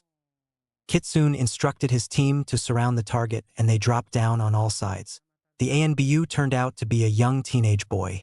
He stopped and looked around wildly. Why don't you just let me go? I don't want to go back to that. All my friends. They... Suddenly he lashed out. Kitsune matched him blow for blow, but one deflected slice snagged some of his hair. The henge slipped on the severed hair and they went back to their normal blonde state. Hibi saw, but made sure that the view was blocked so that Kitsune could grind them into the dirt before anyone else noticed. Kitsune quickly pushed him back. No, I don't want to go back. I'll never come back. Kitsune sighed. I guess we don't have any choice. He gave the go-ahead to the hunter nin. However, the boy somehow had enough time to form some seals, and just as the hunter nin appeared, a giant shockwave ripped through the clearing. It blasted all of the ANBU's masks so hard, they shattered. Kitsune had learned from the time when his mask had broken in front of Anko, so his mask was reinforced with other materials. As soon as he saw what the kid was going to do, he had also channeled chakra into the mask to hold it together. He was the only one to do so, so everyone else's mask broke off. Kitsune smirked as the others looked around at each other. He saw Kakashi and the rest of them look at him, a little surprised that his mask was still intact. After the attack, the hunter nin wasted no time. He was on the target in a flash, and a kunai through the forehead made for a swift death. Kitsune's eyes widened behind his mask when he saw just who the hunter Nin was. Irika-sensei? Wow, he's good. Even I didn't suspect him. Kitsune whipped out an extra mask and pressed it onto Irika's face, as it looked like it was a little hard for the hunter Nin to conceal it in front of so many people and dispose of the body at the same time. Your secret is safe with me, Kitsune whispered as he swept by. Oh, joy! He says that, but I still gotta keep my secret, thought Irika. The rest of the team left, but Kitsune stayed behind for the hunter Nin. When he was done, the hunter stood up and released his own katana from his sheath. I'm sorry, but I really have to keep my secret. I can't make any exceptions. He lunged for Kitsune, who slid out both kodachi and parried the katana. Yes, I understand, but you should know I can't just die without a fight. The hunter nodded. It did make sense. The fight continued, but it looked like they were evenly matched. That is, until Kitsune decided that it was getting boring and that he had successfully mapped out the hunter's skills. With a flick of both kodachi, the larger sword was wrested from the hunter's hands and driven into a nearby tree. Sorry, but I guess I'm just a bit stronger. The hunter Nin was surprised. No one had ever beaten him before, and Kitsune had just done so without breaking a sweat. Well, I don't really know what I'm supposed to do since I won, but I guess I'll just go on my merry way. Kitsune turned to go, but stopped, making a decision. He ran up to Irika and gave him a hug, releasing the henge and genjutsu gradually, until a bemused hunter was being hugged by a blonde half his size. No, it can't be. Yup. Iruka-sensei. Naruto tugged the mask off. Now we are equal. It's only fair. I have your secret, now you have mine. Irika was shocked beyond belief. Wow. I really don't know what to say. I'll probably wake up in the middle of the night and finally realize Naruto's the best ANBU in the village? And faint. Can we go for ramen now? Naruto grinned. Well, I guess he's Naruto right now. Funny how he can change personalities like that. Irika checked his wallet and determined there was just enough. All right, Naruto, but only 6 bowls this time. I only have a bit of cash left. Naruto squealed. Yes. Then he put on his mask, turned in the direction of the village, and said, But we need to hand in the report. Let's get moving. Irika's head was still spinning from the sudden changes in character as he followed Naruto back. Naruto yawned a bit, but brightened up to his cheery self as he bounded up to the other members of his team. Morning, Sakuraka-an. Morning, Sasuke. The day continued with the usual boring D-rank missions that Naruto always found a way to mess up in and act like a completed doofus. That evening, Kitsune walked into the Hokage's office. The Hokage looked up and his eyes dimmed a little. Kitsune, you may take the night off if you wish. Kitsune was a little puzzled. May I ask why Hokage-sama? The Hokage merely pressed an envelope into his hand and closed his fingers around it. He guided Kitsune over to a seat and patted him on the back. Kitsune started to have a bad feeling. The Hokage never acted so fatherly to Kitsune. His hands shook as he peeled open the envelope and read the field report on a missing team. He read words like signs of ambush and struggle, bodies left and open, all confirmed dead, killed by enemy. He felt like crying. His team, his family. He was their captain, and they had gone on a supposedly light mission without him to free him up for harder work, and they had been ambushed. They were all dead now. The Hokage thought he heard a few sobs from the ANBU reading the report, but when Kitsune looked up again, only an impassive, emotionless mask stared up at the Hokage. If it is all right, I would like to continue my missions. There is no use dwelling on the past. I would like to meet my new team in an hour. Please. The Hokage nodded. If you are sure, I will have them meet you then. Kitsune departed, and the Hokage knew just where he was going as he watched the lone figure bounding across rooftops. Kitsune wasn't too surprised when he saw someone was there before him, so he just waited in the trees for his own turn. He kept waiting, but then he got a little curious as to why the person had been just standing there for over half an hour. He looked over and saw the person trace a few names a few more times and say softly, I'm going now. I decided to rejoin ANBU for a little bit, so I have to meet my team. I think I was supposed to meet them a while ago. Suddenly, he spotted a hawk wheeling overhead. Oh, okay. I guess I'll be on time for once. There was a change of plans. Kakashi turned to leave, but then he noticed a figure standing next to him. Oh, I'm sorry. I didn't know that there was someone else waiting. I'll go now. Kakashi informed the ANBU next to him. No, it's all right. I just wanted to say a quick goodbye. My teammates died yesterday. I found out this evening. Kakashi nodded. He understood. But, I think they're here telling me to go on. I think they'll be happy that I don't come here too often. They want me to move on. The ANBU with the hood up traced a couple of newly added names and departed. Kakashi thought over the words he had heard from the ANBU. Oh, now I finally understand. Kakashi could almost hear his old teammates telling him to move on. Now, he realized that he had been deaf to them before, and he had just been wallowing in grief and guilt that would not do him any good. He patted the stone one last time and turned to go, vowing to spend more time getting on with his life rather than hanging around an old stone for the rest of his time on the earth. Kitsune walked over to a clearing in the forest which he had designated as their meeting spot. He was pleasantly surprised when he saw who would be on his team.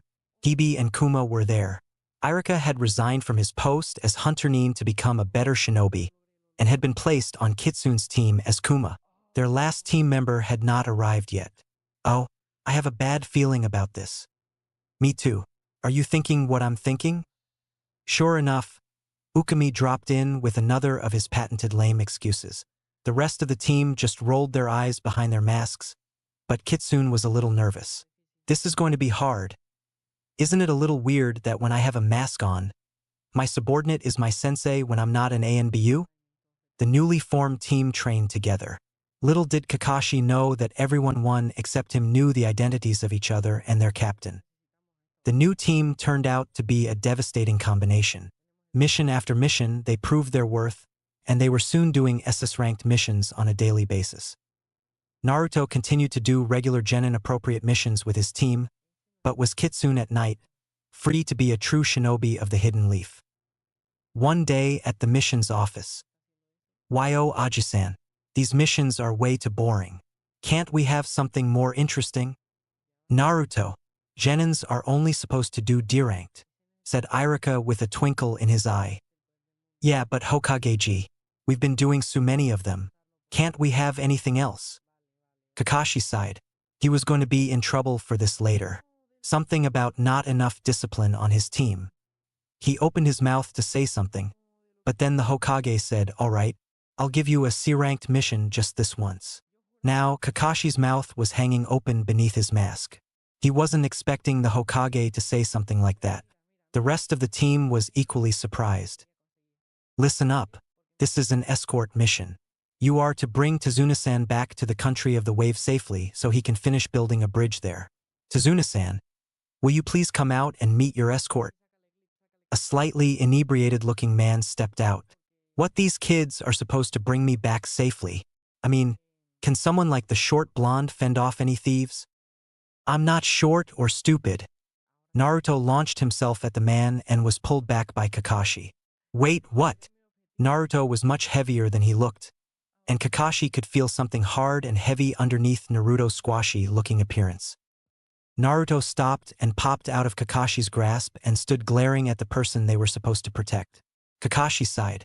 This was going to be a long trip. Kakashi met his ANBU team to tell them that he would be gone for the week. Yeah, I got to go on a mission to the wave with my genin team. Oh, haha, have fun. Hibi snickered. She had heard the stories of the horrors of raising genin teams. We'll all be splitting up for individual missions, so that's all right. So, how's the team? Kitsune had warmed up a little bit to his team members, so the question wasn't too unexpected. They're not bad, but I've got a rabid fangirl, a moody revenge-motivated kid, and a hyperactive ramen-loving guy.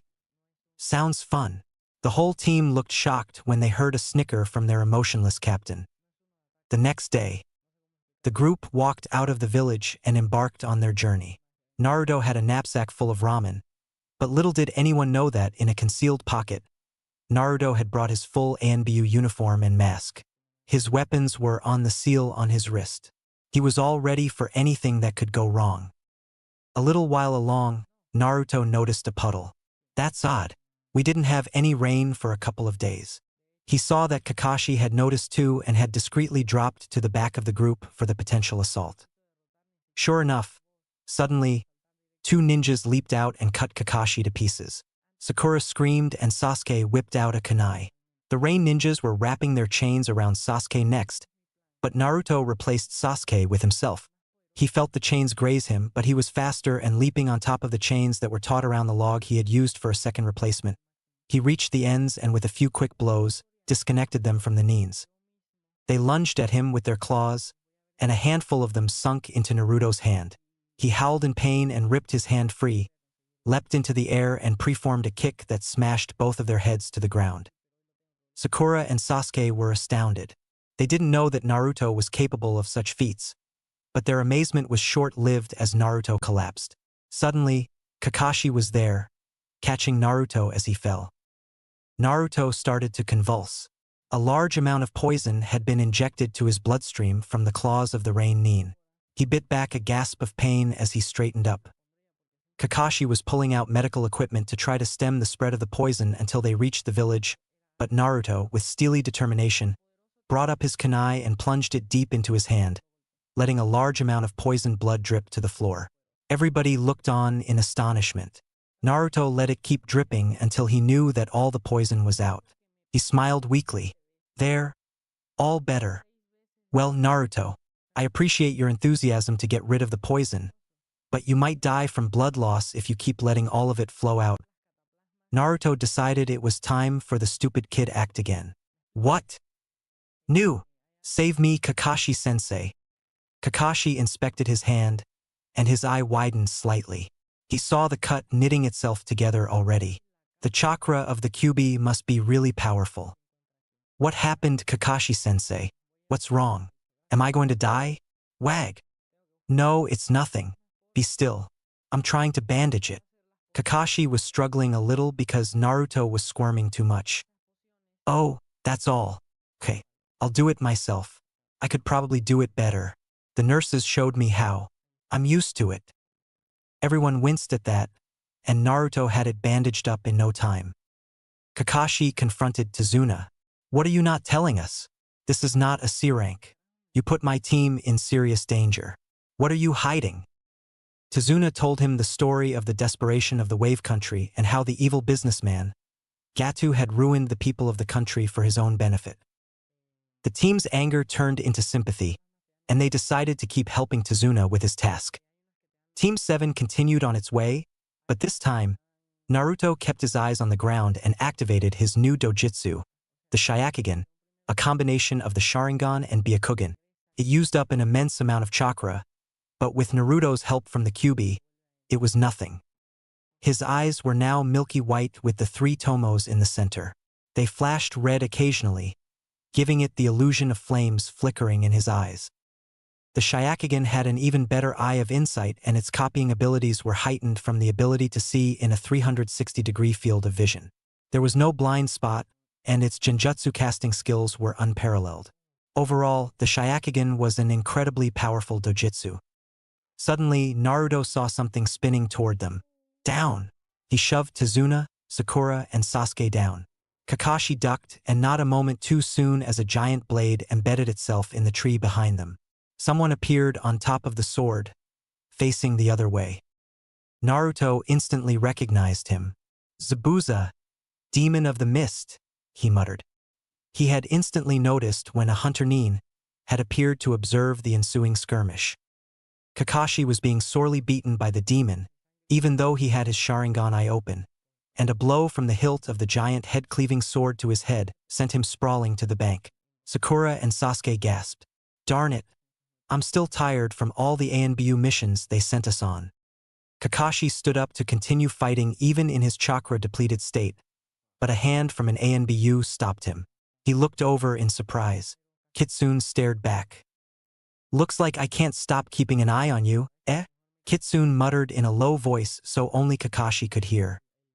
Kakashi looked a little embarrassed that he was messing up so badly in front of his captain. The ANBU nudged Kakashi in the direction of his team and turned to face Zabuza. I don't have all day. Are you going to attack or what? Kitsune drawled in a lazy voice. Zabuza shook his head at the insolence of this guy. ANBU or not, Zabuza wasn't going to let anyone take him lightly. He suddenly appeared in front of Kitsune with his sword ready to cleave him in half, but Kitsune had moved already and was behind him, with his lazy appearance still intact. You better move faster than that if you want to catch a fox. Kitsune sliced through him with a kunai, but the figure collapsed into water. Kitsune didn't miss a beat. Come out wherever you are. Bubbles rose up from area beneath Kitsune, who unbelievably plunged his hand into the water and pulled out a disbelieving Zabuza by the ear. Yo! I found ya. He flicked his wrist and sent Zabuza crashing into a tree. Zabuza grunted, but recovered and appeared in front of Tazuna, trying to complete his task before he was diced by the ANBU. No, no. That won't do. Kitsune had blocked the blow with his hand. He had stopped it so that it hadn't even nicked his hand. Kitsune wiggled his finger in a half-wave. Bye-bye. Zabuza saw a blur of seals, unfamiliar seals being preformed by Kitsune's one free hand, and was too confused to react quickly. What's going on? One-handed seals. Kitsune opened his mouth and a jet of mud flew out and pinned Zabuza against a tree. The team watched open-mouthed as Kitsune approached the trapped figure and drew his katana.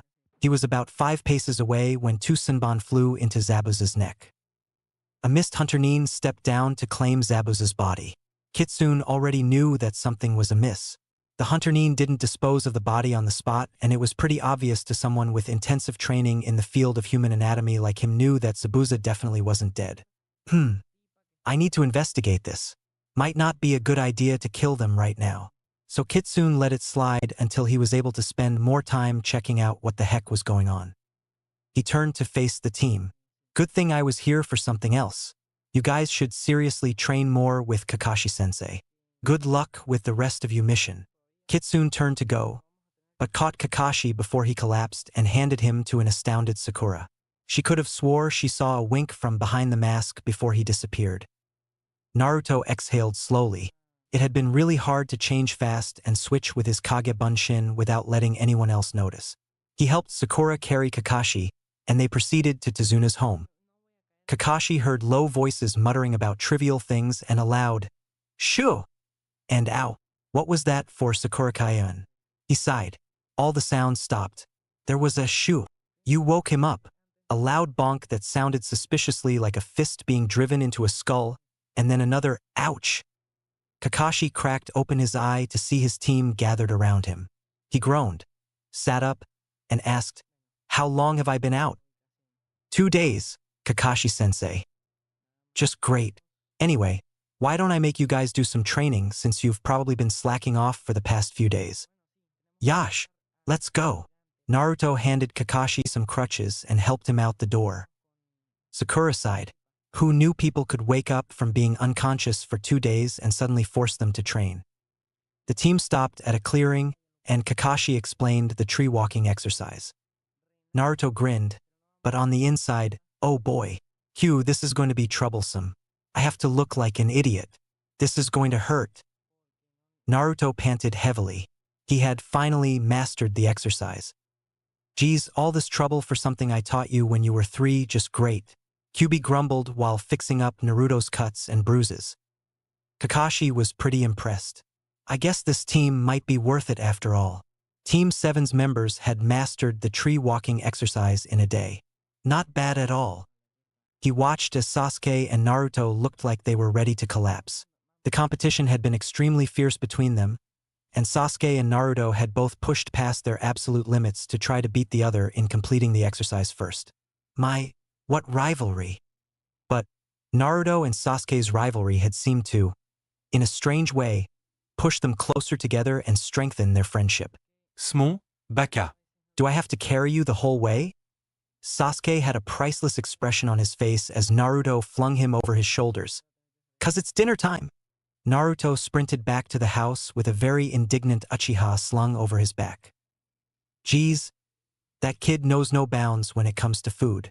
I bet he would have gotten up there 3 times as fast if I put a bowl of ramen up there. Kakashi shook his head and followed his team back.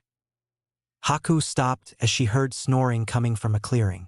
She stealthily advanced to the slumbering form and recognized it as one of the Konoha ninja. She shook him awake. Oh, hello. Who are you? Naruto had decided to be alone for a bit in the woods after his angry outburst in Inari and had fallen asleep outside for the whole night. My name is Haku. You know you're going to get sick if you stay out here any longer. Naruto sat up and looked at her. Yup. Definitely that Hunter Nin. What should I do, Q? Just talk. Do you have someone precious to you that you want to protect? Naruto was a little surprised at the suddenness of the question. But he answered, of course.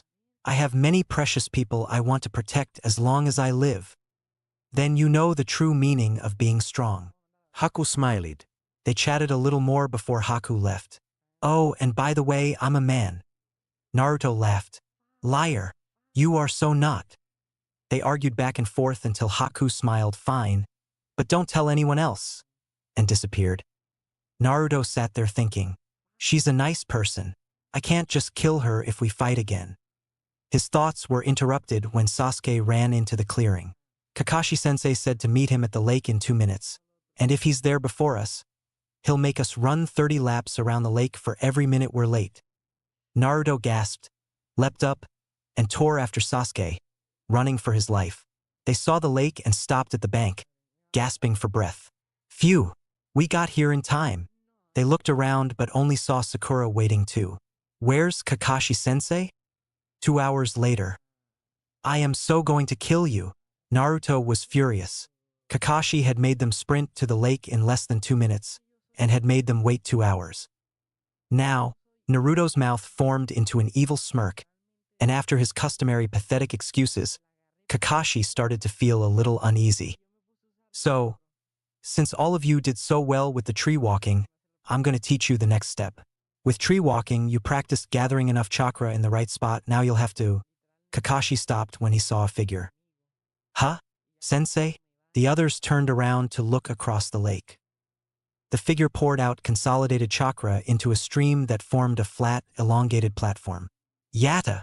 The figure hopped aboard and channeled enough chakra into the water to create waves that disturbed the calm surface. He was surfing?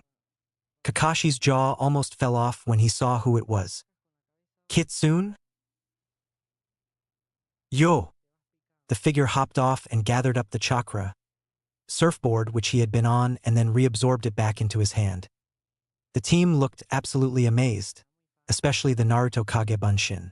Kitsune was wearing regular civilian clothes which had not even been moistened by his feet on the water. If he hadn't been wearing his mask, the team wouldn't have recognized him. Even though he was wearing a low-backed shirt and shorts, Kakashi could still detect many weapons in the tiny area which they could be concealed. He had somehow even managed to bring along a full-length katana without looking constricted or uncomfortable. I'm pretty much done with my business, so I decided to come visit you guys to see how it's going. Kitsune reached up to take off his porcelain fox mask. Kakashi's eyes widened. Kitsune had never let anyone see his face before, or so he thought. But everyone's hopes vanished when they saw that underneath was another cloth mask. Only his eyes were wait, never mind. A forehead protector was covering them. They wondered how he could see, but he didn't look like his vision had been affected. Kitsune had activated his Shayakugan to be able to see through the steel plate that attached to the cloth. They could only see his hair, which was inky black. Kakashi was still a bit shocked at what his Taicho had done. He just stood there in denial. Kitsune smirked under his mask. Yo, Kakashi-san, can I speak with you? Kakashi just nodded, and coming to his senses a bit, he was able to walk a bit more into the woods with Kitsune to come out of earshot from the genins. Can I train with them? Kakashi was a bit surprised. He had never seen Kitsune acting like this. It was all very strange to him. Sure. Just don't kill them. Sure. No prov. Kakashi could have sworn that, somehow, Kitsune had winked behind the Hitai 8. Kitsune looked like he was going to say something else, but decided against it and instead just headed back toward the younger group. Hey, how are you guys anyway? I never caught your names? Care to clear it up? Kitsune smiled under his mask at them. I'm Uzumaki Naruto. My name is Haruno Sakura. Pleased to meet you, ANBU-san. Uchiha Sasuke. Well, thank you very much. I'm captain of a Black Ops ANBU squad, and my codename is Kitsune. Do you want to try training with me? Yay. The Naruto Kage Bunshin was ecstatic. But you have to complete Kakashi-san's exercise first. Kitsune grinned and the rest of the group seemed deflated. But once Naruto stepped up to the lake to try it out, Sasuke rushed forward to try and beat him too. Sakura rushed after her crush, and soon, the whole team was attempting the water walk exercise. Hey, Naruto, that's too much you're putting in. You're going to fall. Spilosich. Aw, I'm all wet now. Spilosich. The whole team was sopping wet and very grumpy looking after they had practiced for what had seemed like hours. Kitsune realized that they only needed a little more time, and by late afternoon had pretty much completed the exercise. Hey, pretty good. Kakashi thought of his team with pride. Wah! Naruto collapsed on the bank, exhausted from channeling and controlling so much chakra. His teammates flopped beside him too. Kakashi was sitting in a tree as usual with his questionable reading material. Surprisingly, Kitsune had brought lunch. They watched as a seal appeared on his wrist, usually invisible when not in use. Sakura gasped when she saw it. She recognized it as one of the most advanced containing seals one could learn. Kitsune tapped the seal and brought out a huge amount of food. Everyone's eyes widened from surprise. Kitsune smiled. Itadakamasu. Hey Kakashi, why don't you come down? I brought enough for everyone. Kakashi noticed that everyone had their favorite foods and his were there too. What in the world? Oh well. Everyone dug in, and Kitsune watched, satisfied with his handiwork. Kakashi had zipped back up the tree as soon as he had shoveled in enough food while managing not to remove his mask in the process. The team was a little disappointed when they realized that they wouldn't be able to see their sensei's face, but were more preoccupied with the food until Sakura pipped up and asked, Kitsune-san, why aren't you eating anything? Oh, I'm not hungry. You guys done? Alright, back to training. Everyone felt better and was getting up when Kakashi sensed something weird. He whipped up his Hitai 8 to open his Sharingan eye and was almost blinded when he saw how much everyone's chakra had just flared up. Kitsune, what did you do? Kitsune just smiled, spun something in his fingers, threw it up in the air and caught it between his teeth, smiling even wider when he saw that Kakashi recognized what it was. Kakashi remembered in the nick of time to cover his Sharingan up before Kitsune's chakra shot sky high from the soldier pill he had crunched in between his teeth. Oh Kami-sama, is the training going to be so hard that he had to give them soldier pills? Kakashi groaned. What had he gotten his team into? Kitsune clapped his hands and said, All right, everyone adjusted to the chakra flare-up now. The three genin had felt a little odd after the sudden rush of extra chakra. It was a good thing that Kitsune's Shyakugan was such an evolved dojutsu. Naruto's eyes had been able to adjust to the abnormally high amounts of chakra, and he had not been blinded as Kakashi had. Let's go! Surprisingly, Sasuke attacked first, forming hand seals to see if he could surprise the ANBU by performing a jutsu that was Chunin level. He blew a giant fireball, but Kitsune formed a sphere of chakra, caught the fireball inside and squeezed it until it was the size of a ping-pong ball. He flicked it over his shoulder.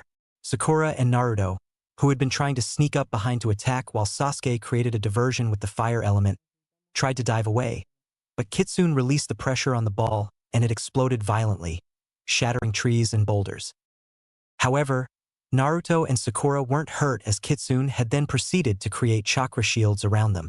He hauled them to their feet, turned to a wide-eyed Sasuke and said, Lesson 1. Expect the unexpected. All the time. Corny, but true. Sakura tried to punch his back, and when it connected, she readied for a retaliation. However, the figure disappeared in a puff of smoke and a log dropped to the ground. The three of them formed a triangle with backs to the center, covering each other's blind spots. Too late, Sasuke remembered his earlier experience with the bell test, and when he jumped into the air, Kitsune's voice came from below, too late, and all three were jerked below ground in the Doton. Shinju Zanshu no Jutsu. However, only Naruto was caught. He had replaced Sasuke and Sakura with logs, but he had not time to replace himself. Sasuke repaid the favor by helping to tug him out, and all three bounded into the trees. Kitsune smiled. They were working better together than he thought they would. Sasuke aimed a kick at him. He moved to guard, but Sakura came up on his side, switched positions with Sasuke, and the kick connected with his unguarded backs of his knees, and a fist caught him in the face. Again, the figure disappeared in a cloud of smoke as a Kage Bunshin. It had been a nice move though, Kitsune had to admit. Naruto came up behind him where he was in the trees and preformed Taju Kage Bunshin no Jutsu. Oh gosh, he had to go against his stupid selves. This was going to hurt. Well, just think of it as an opportunity to test your pain threshold. Sure. Kitsune quickly wiped them all out. When the last clone dispersed, he almost felt like collapsing from the accumulated pain signals of the clones and the effort of keeping up a Genjutsu and maintaining a Kage Bunshin all at the same time. The real Naruto had run off somewhere, but Kitsune had dispersed over 300 clones. He winced. Kakashi noticed and wondered what was going on. But Kitsune continued dodging teamed attacks and exchanging his own. By the time the sun had set, Sasuke, Sakura, and Naruto were exhausted even after consuming another soldier pill during the training session. Kakashi hopped down to collect his team to get back to Tezuna's house. They all said thank you and farewell, and Kitsune disappeared to get back to Konoha. Kakashi was impressed by the amount of teamwork the little group had displayed, and it was all thanks to a certain fox-masked ANBU. Maybe I should push them a little more on my own too, thought Kakashi sheepishly. Next day. Team 7, minus Naruto, who was still snoring from the exhaustion of the previous day's training, went to the bridge with Tezuna. It wasn't very long until a heavy mist started forming around the bridge. At the house, Naruto woke up, realized everyone was gone, and rushed out the door to meet the rest of his team. He felt uneasy and decided to head back to the house.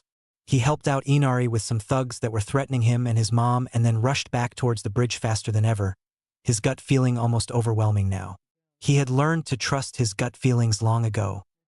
At the bridge, Kakashi had engaged Zabuza and Sasuke had been trapped into the Dome of Mirrors. Naruto instantly went to where Sasuke was. He couldn't be seen by anyone else if he was to do what he was planning. Naruto strode up to one of the mirrors and placed his hand against it. Haku, who had just knocked out Sasuke into a death-like trance, froze and felt a burning pain spread throughout her body. What's going on? Naruto walked in as soon as he had absorbed her Kekai Genkai. Haku looked at him with wide eyes. You! Naruto walked up to the mirror Haku was in and his hand slipped in. He pulled a shocked Haku out next to him. Hele, Haku. Haku was still more shocked when she realized that Naruto knew who she was behind the mask. I have an offer. Naruto sat down and explained that he could bring Haku back to Konoha to become a ninja there instead of having to work with dishonorable men like Gato. Haku readily agreed when she heard. It sounded like a much better life for her and Zabuza than hiding like thieves and taking dirty jobs. Naruto still had to make it look like he had beaten Haku some other way than being able to absorb Kekai Genkai, so he told Haku to stand back while he blew apart the empty mirrors with the Kyuubi's chakra. Haku knew when it was good to keep secrets, and she knew how to, so Naruto was perfectly fine with her knowing more about his abilities than anyone else. Yo, Q, it's showtime. Can I make it look scary?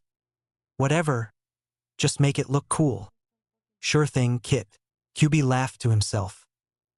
Haku looked on, curious, as Naruto stood still, retreating into his inner world. He met Kyuubi there and let Kyuubi's chakra leak out of the seal to form a chakra replication of the nine-tailed demon fox. The chakra started leaking out of Naruto's body and suddenly exploded outwards, creating a huge chakra blast of orange chakra in the shape of a huge demon fox head. Kakashi and Zabuza both froze. Kakashi realized what it was and thought, this is bad. The seal is breaking now? Now of all times. The dome of ice mirrors blasted apart. Naruto let the chakra die down slowly. He turned around to Haku and bowed. Thank you very much, ladies and gentlemen, for watching our Nine Tails special. He grinned and Haku smiled back. Then Haku gasped. She transported herself right in front of Zabuza. The Chidori that Kakashi had generated went right through to her heart. No. Naruto had come over too and caught Haku as she fell.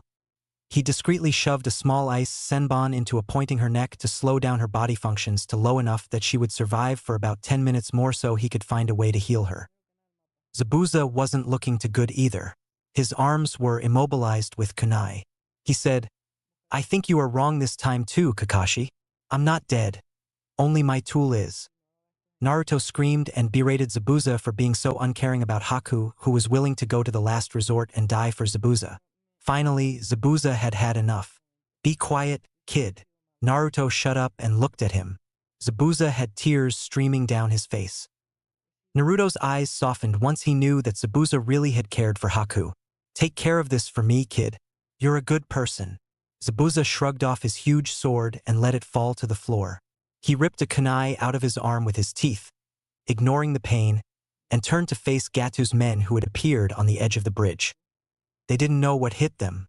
Zabuza cut a bloody swath through them and struck down Gatu. "See you later," Zabuza whispered as he slashed Gatu with the kunai. He froze, the damage Gatu's henchman had done finally taking a hold. His last thought before he died was a wish to see Haku again later. Just then, the mercenaries realized their source of income was gone. They turned to get rid of the ninja standing on the bridge for revenge. Instead of seeing only a few people, however, they were facing a mob of angry villagers and 20 clones of an angry Naruto. They panicked and fled, most of them toppling over the edge of the bridge to their deaths. Naruto's clones dispersed. He looked down at Haku, wondering how he could heal her. He got a sudden flash of inspiration. Kitsune in ANBU gear suddenly appeared over the side of the bridge. "Looks like I'm a bit late." Kakashi had passed out from chakra exhaustion, so there weren't any questions from him. The villagers were cleaning up the bridge and only Sakura and Naruto were watching. Kitsune's hands began to glow bright green, lighting up a wide area. They glowed brighter and brighter as Kitsune desperately tried to heal the incredible damage done to Haku's heart. Slowly, the tissue began to come back to life, regenerating into healthy tissue, ready to beat again.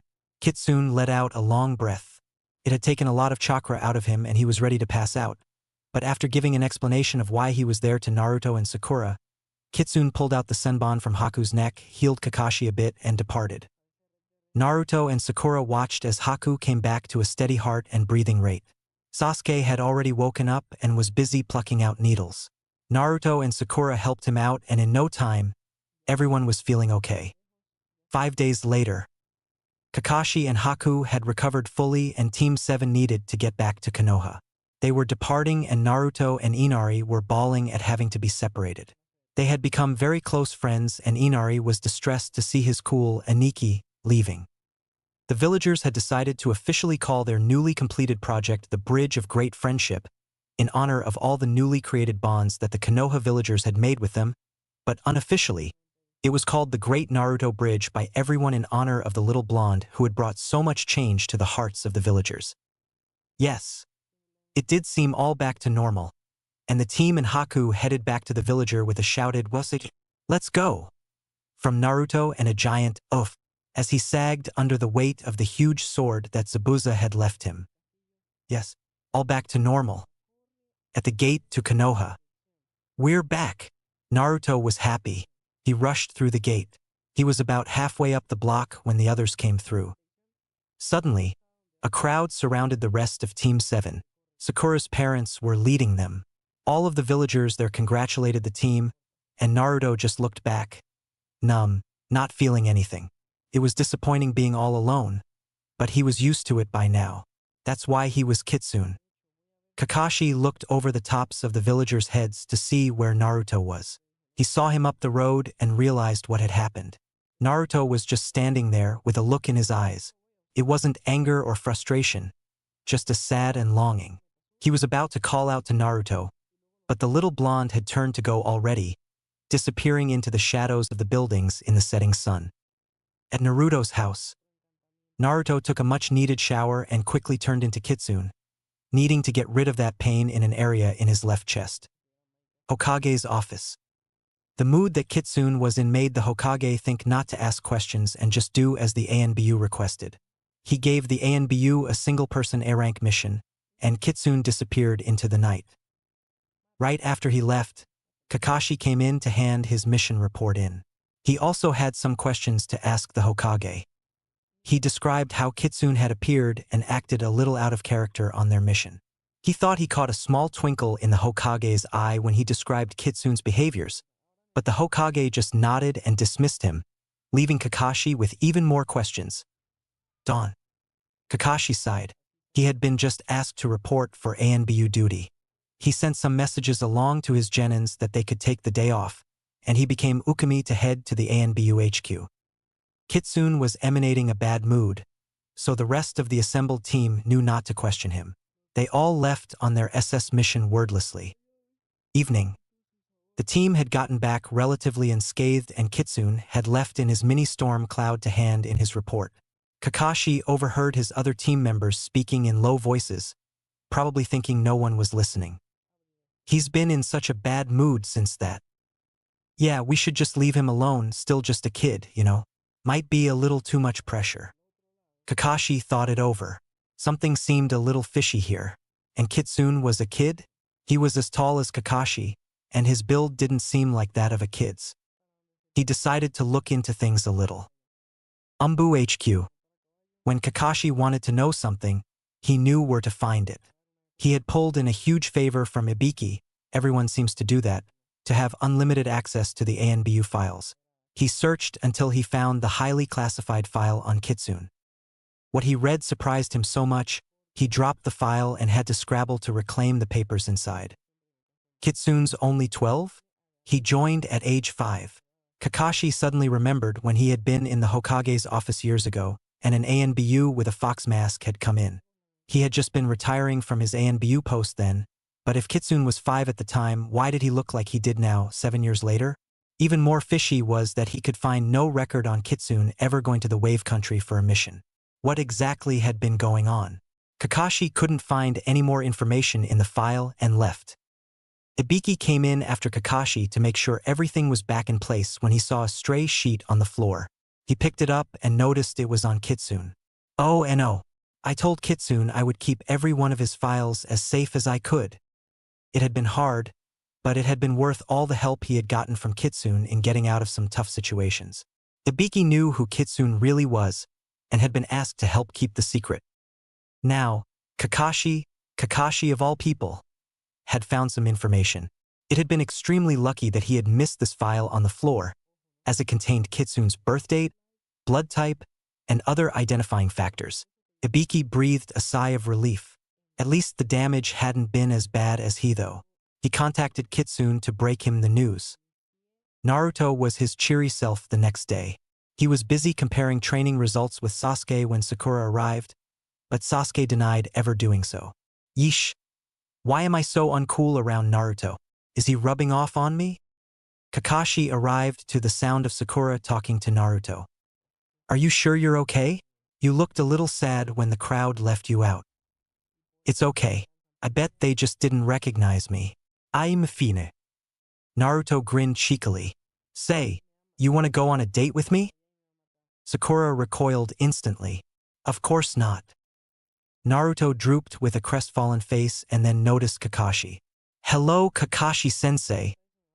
Kakashi dropped down to take them all to the mission office so they could complete more normal missions. He was thinking it over, things were starting to come together, but he wasn't exactly sure of what it was right now. Kakashi thought while Naruto botched up all the missions and created more trouble. He still hadn't thought of anybody who could have fit the description he had compiled for whoever Kitsune was by the end of the day. Kitsune walked into a forest clearing far from anyone else. He had asked for the evening off, and it had been granted readily by the Hokage, who still sensed an air of disgruntlement around him. By this time, he had found out what had happened and knew what Kitsune/Naruto was going through, so he complied with Kitsune's requests. Kitsune flicked one kodachi against his right hand and the other across his left. He slammed both hands on the forest floor to summon a bird and a fox. He began to spar with them for many hours, not stopping for a break to catch his breath. It was 6 hours after he had started when the Hokage stumbled on him while taking a walk. Kitsune was looking pretty badly. He had cuts all over his body, some actually very deep. There were so many, Even the Kyuubi's power was having a hard time to keep up. Kitsune collapsed, but got right back up, sparring and sparring, never stopping. Suddenly, Kitsune's mask shattered and a blow to his stomach brought him to his knees. His genjutsu had fallen to reveal his usual size and appearance. The Hokage decided that it was time to intervene. He told the fox and the hawk they could leave on Naruto's best interests.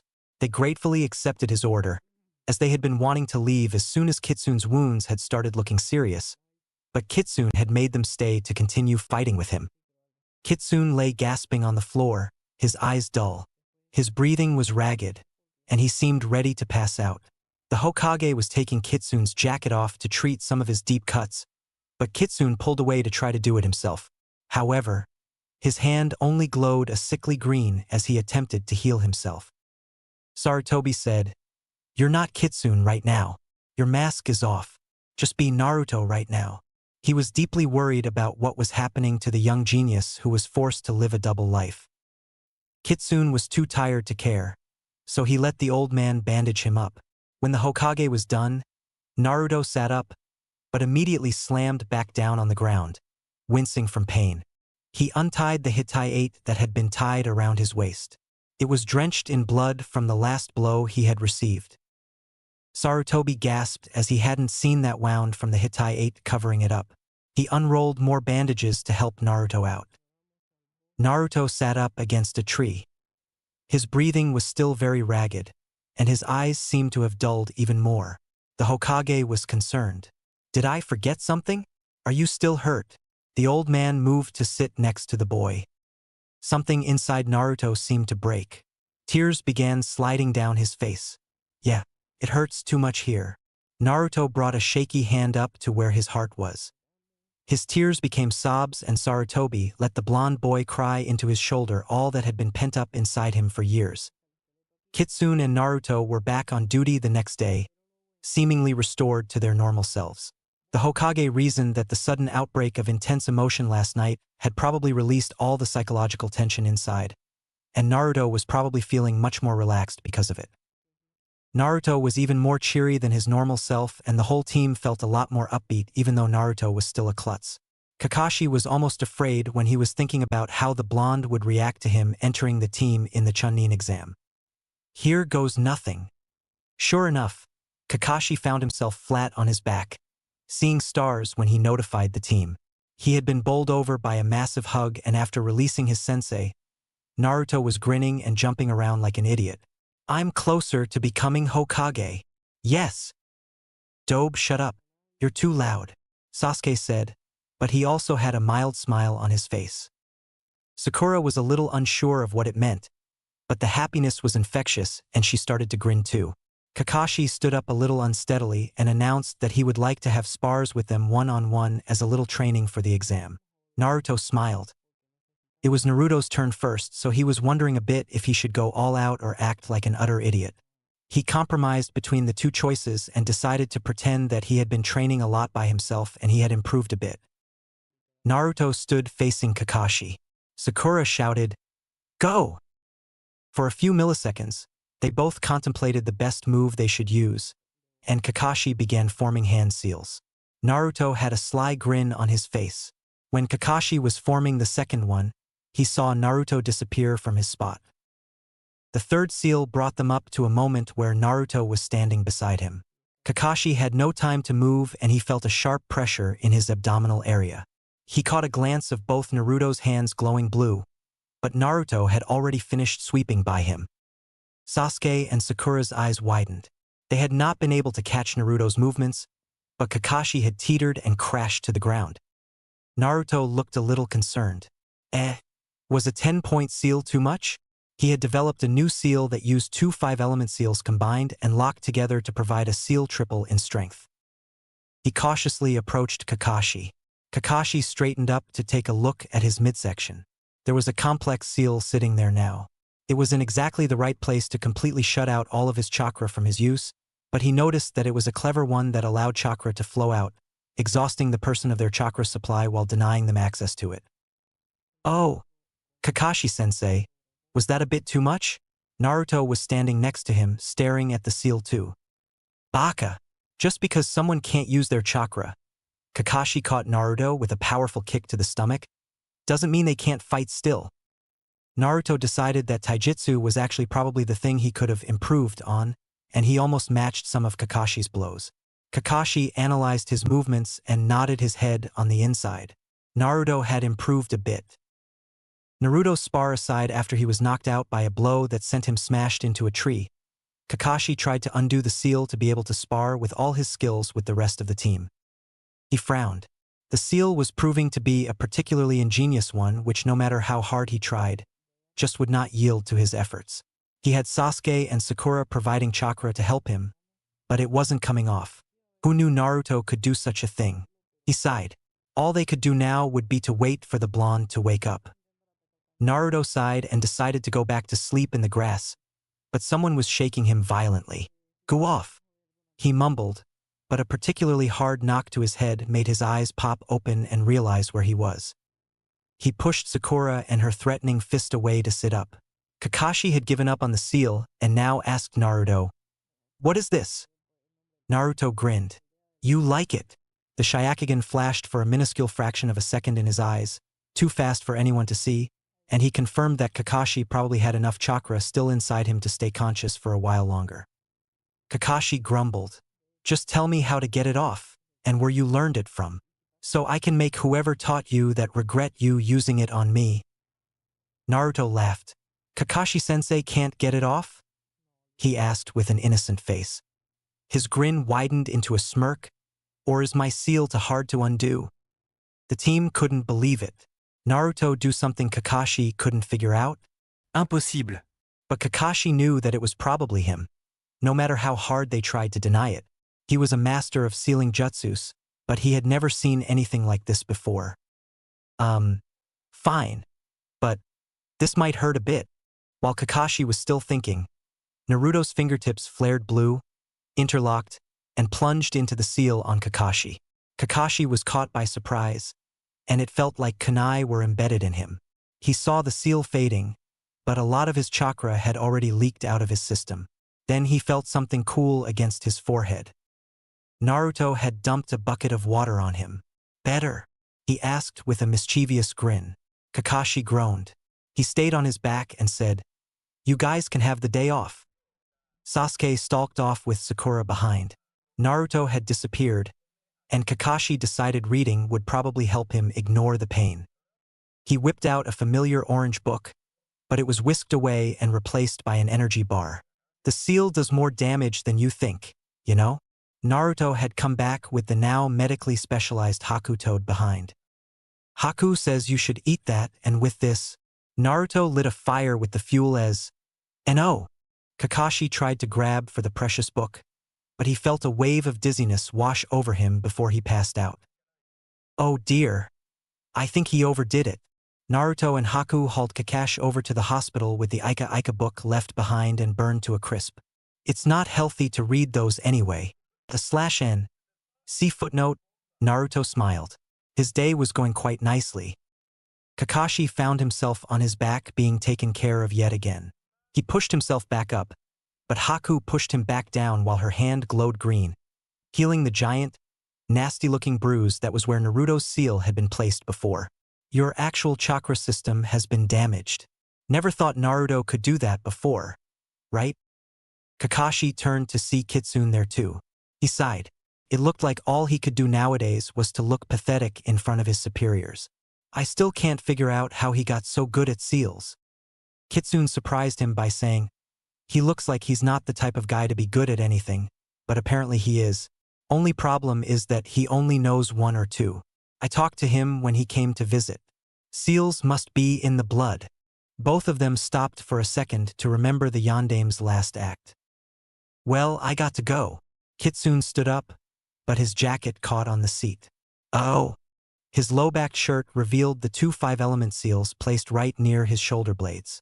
Kakashi's eyes widened, but Kitsune had swept his jacket up and disappeared out the door. Kakashi was extremely frustrated. Even more questions now? Haku felt a bit of an inner smirk rise up as she watched Kakashi's befuddled expression. /n.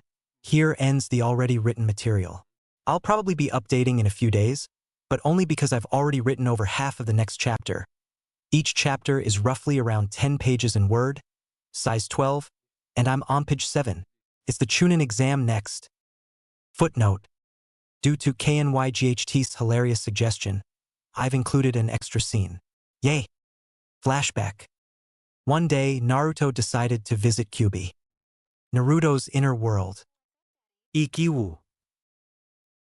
Hey Kit, why are you in here? Well, I was just wondering what you do in here all the time. It must be boring. Boring is an understatement.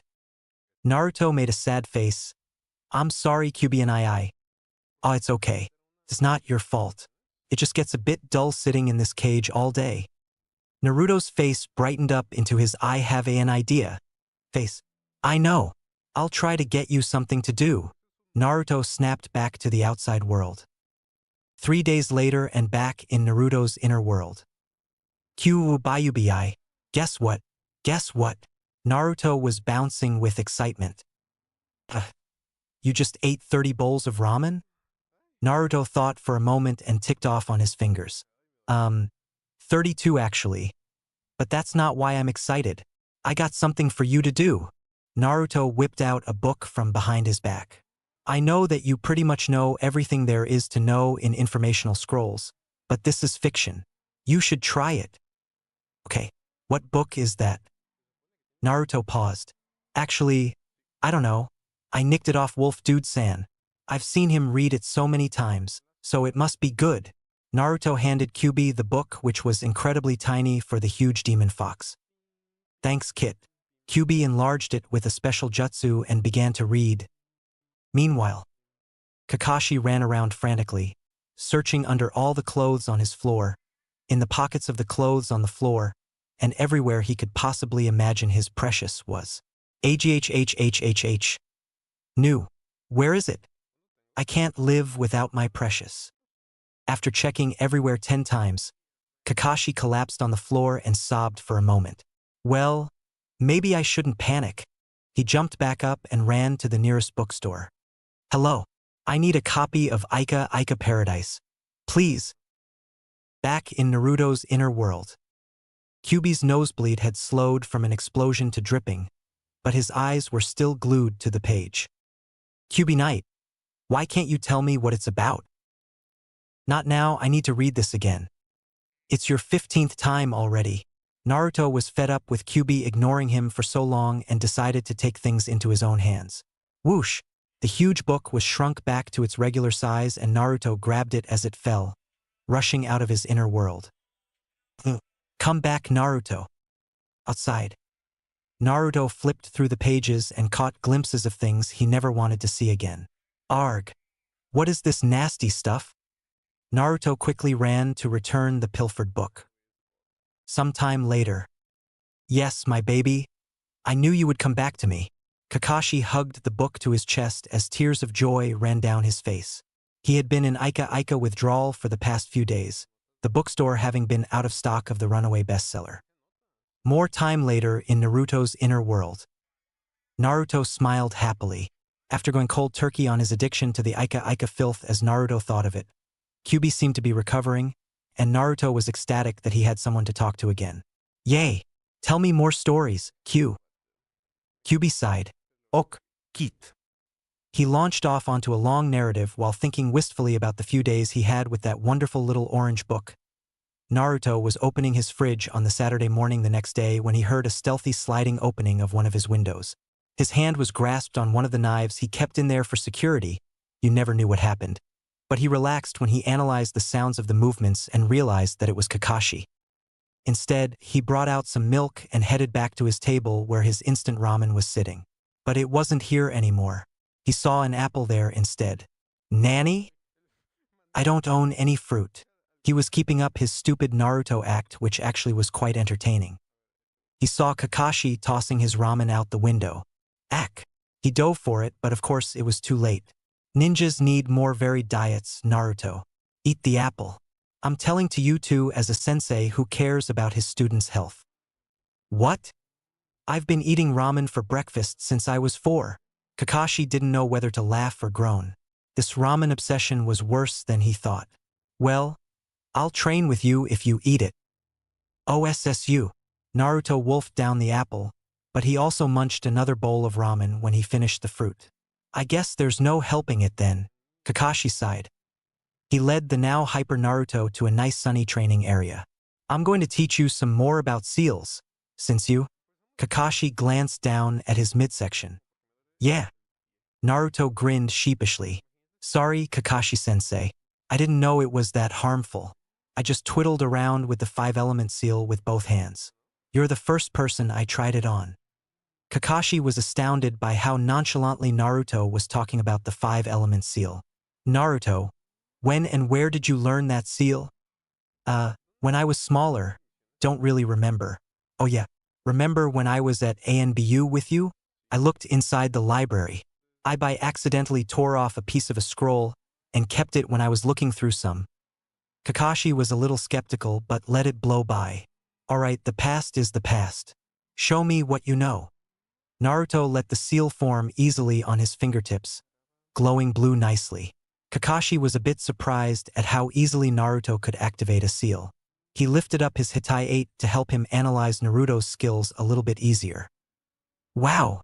Kakashi saw signs that Naruto's potential in seals was probably far greater than his own. Naruto interlocked his fingers and formed the right-hand position for the 10-point seal. See, Kakashi-sensei.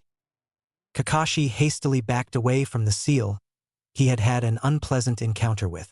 Yes, very good.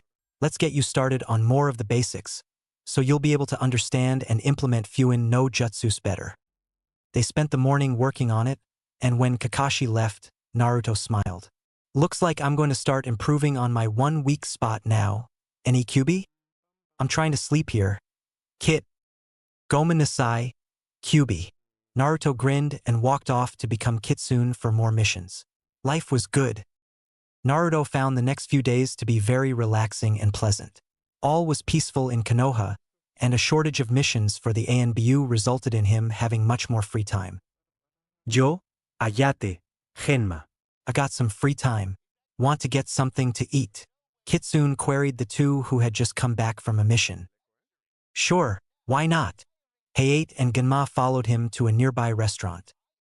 I've got something interesting to tell you guys. Kitsune's face dissolved to reveal Naruto. Sandame wants me to continue with the Genin team and do the Chunin exam. Funny, right? Yeah, it'll be great, but you're a Jounin. Doesn't that make you ineligible? Nope. Naruto is taking the exam. Kitsune is the Jounin. He winked at them. Kitsune had made a lot of friends with the Jounins and ANBU. I get it. And guess what? I'm going to be the examiner for the third test and if they're needed, the preliminary matches. Hayate coughed and smiled. Awesome Tabeo. Naruto gave him a high five, but he became Kitsune again. Don't you dare let anything slip. And Hayate nodded his head fervently before coughing again. Genma smiled, chewing on his senbon. It was very amusing to see the prankster Naruto he had known from years ago and serious ANBU Kitsune switching places so much. I'm not going to lose to any of you in here. That's a promise to Bayo. The other Konoha rookies winced as Naruto shouted his challenge and the whole room silenced and looked straight at them. What did you do, Naruto? You just turned them all against us. How troublesome. Shikamaru rolled his eyes at him, but a silver-haired Konoha examinee came up. Since you guys look like you're going to have a bit of trouble with, well, just about everyone in this room, I'll help you cute little rookies out. My name's Kabuto. Kabuto held up a deck of curious-looking cards. Anything you want to know? They talked to him and he showed them some information. Pretty nice guy. If you can call a suspicious-looking snake nice. Naruto's eyes darkened. This guy looked just as untrustworthy as the aforementioned slithering creature. Better keep an eye on him. Yeah, well, here comes some sound Nin. Let's see what he's made out of. They watched as the threatening-looking Nin took a swipe at Kabuto, who leapt back to dodge it. Everybody was surprised when they saw him collapse to cough up blood. Hoop-de-doo. More annoying people to deal with, Naruto moved forward to see if he could help the other genin. The whole room had gone into an uproar by now. Suddenly, a voice boomed out, "Everybody shut up. An imposing figure was standing in the front now. I am Marino Ibiki, yes, we know. Can you give me hand here? Or is the only thing you're good at is ping pong? Naruto quipped. Ibiki had liked the club so much, he had actually stayed in it ever since Naruto and Anko had been forced to create it to cover up.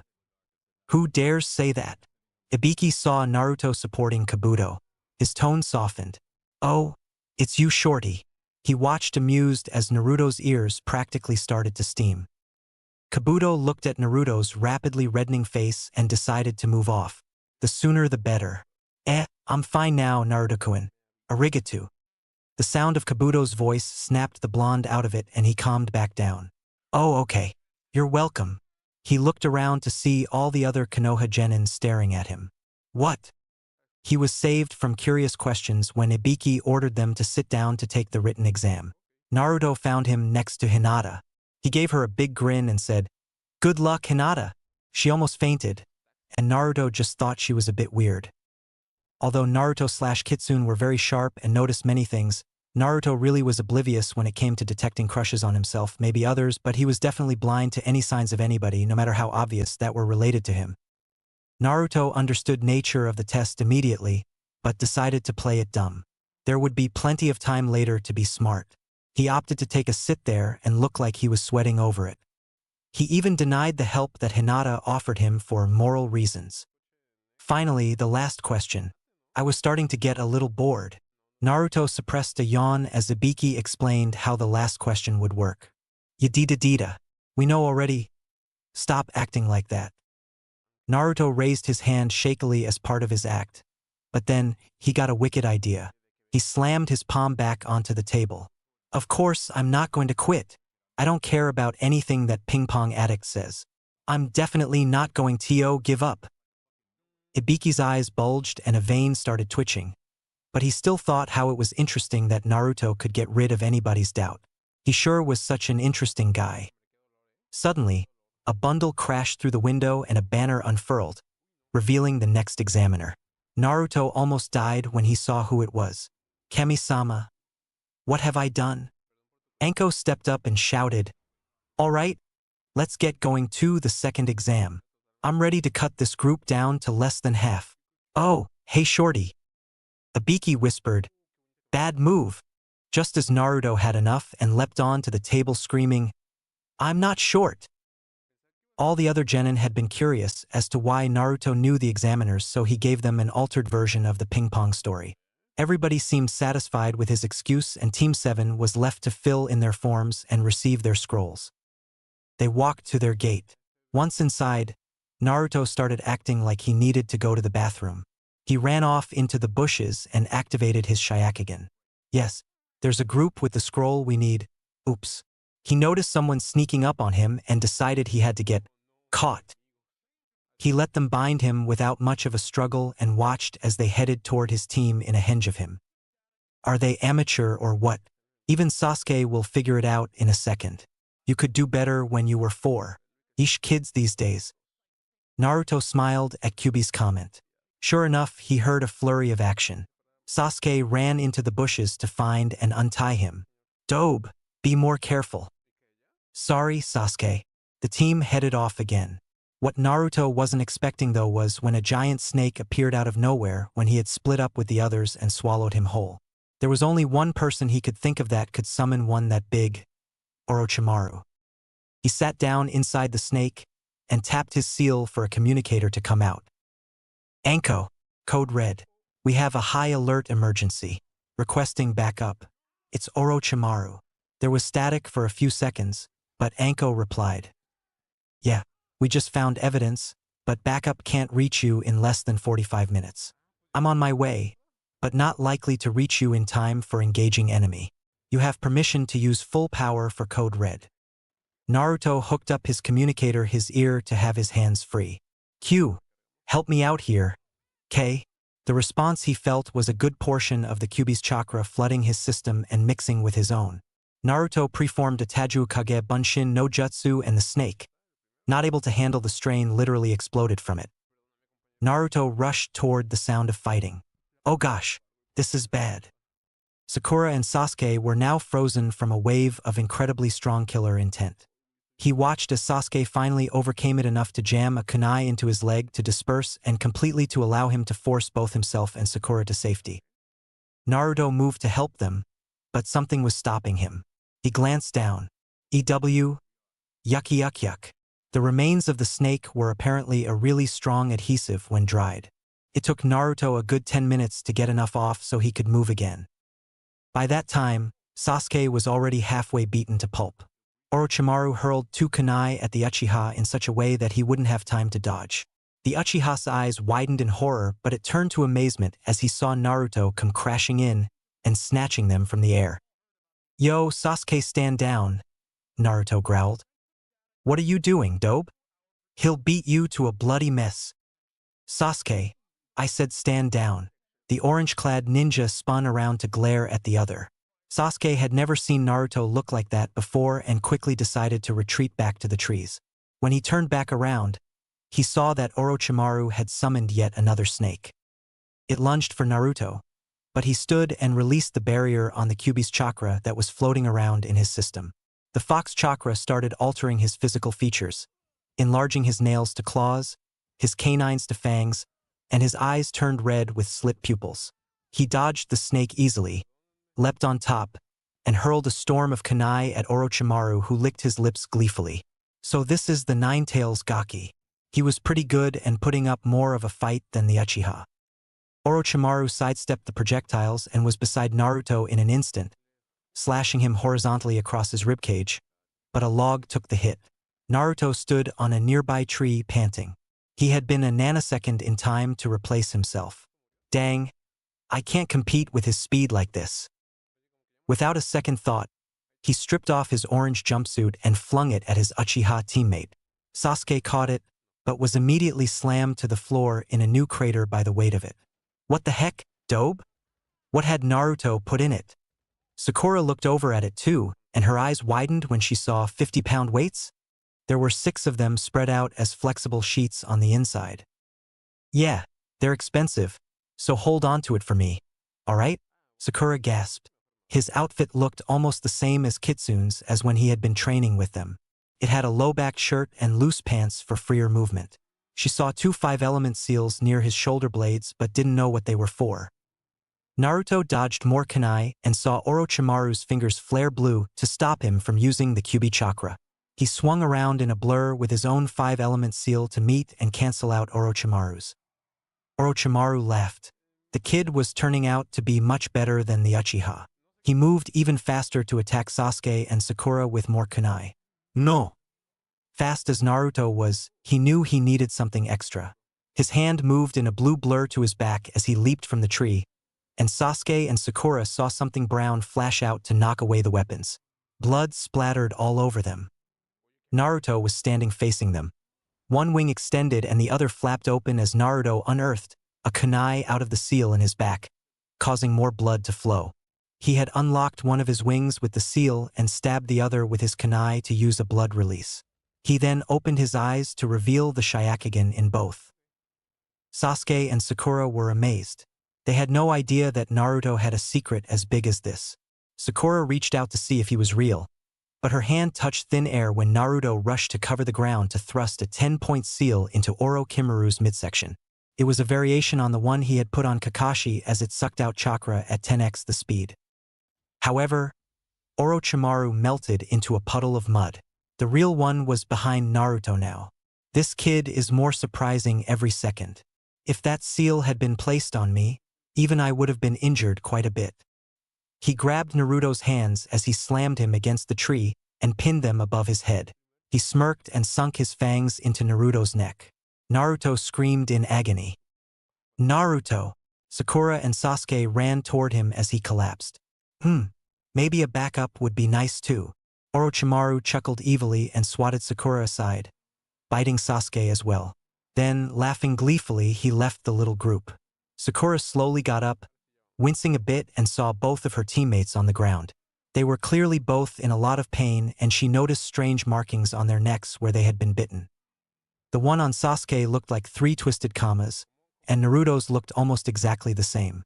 Sakura inspected it more closely and realized that the 3 commas on Naruto were rotating in the opposite direction from Sasuke's. Naruto's inner world. Naruto looked up at Kyuubi. It hurts so much, Q. Get over here now. Kyuubi scooped up Naruto and sunk his teeth into the cursed seal. Naruto howled in pain, and Kyuubi hated himself for hurting him so much, but it had to be done. When Naruto came to, he saw the Kyuubi looking concerned. How do you feel? I was able to counter the part of the seal that would make you lose your mind to Orochimaru, but it's still going to have some very powerful effects on you. Stay in here for a few more minutes. Sakura had brought the 2 into a space between some tree roots and had set up defenses around the area. Both were running high fevers, and the feathers on Naruto's wings, originally a light brown with a healthy sheen, were getting duller. She was pretty sure it wasn't normal.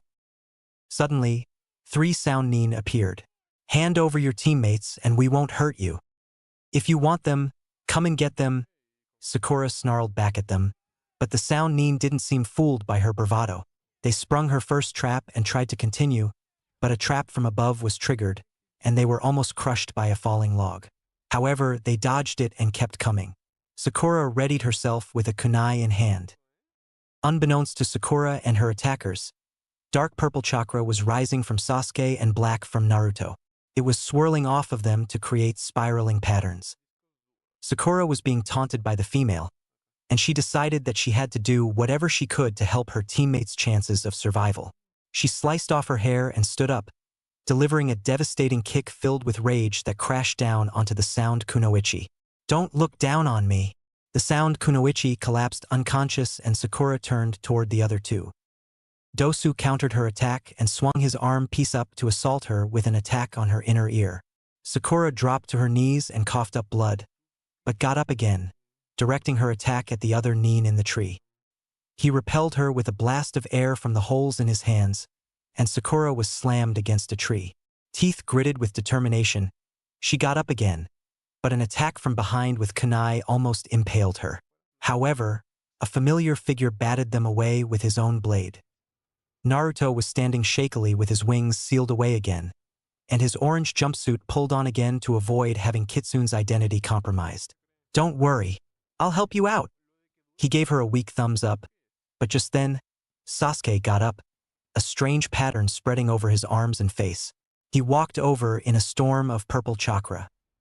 Naruto fell again as Sasuke's cursed seal seemed to trigger his own.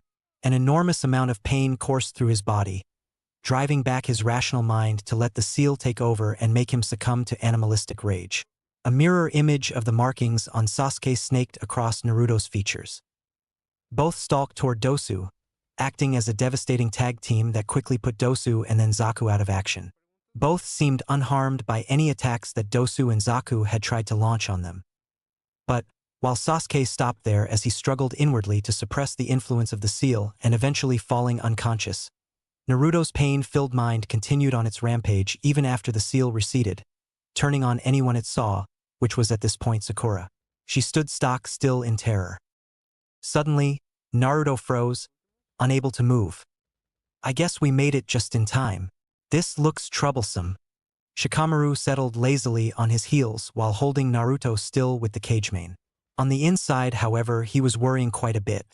He recognized the look in Naruto's eyes as terrible animal pain. What could have driven him into a state like this? Naruto was visibly trembling, trying to shake off the foreign control that Shikamaru had on him. With a roar, he managed to slowly move his arms. Shikamaru was now sweating from the effort and quickly assessed the situation. Sakura, I know this is hard for you, but you need to knock out Naruto right now. Sakura looked at Shikamaru with wide eyes. What? Now! Naruto was gaining back control of his body and looked poised for a bloody rampage. Suddenly, a fist smacked into one of Naruto's temples. His eyes flashed between surprise and rage before he blanked out and sank into unconsciousness. Ino stood panting next to Naruto from running to catch up to Shikamaru after they had heard noises from the conflict from Team 7 and the Sound Shinobi. There, forehead girl.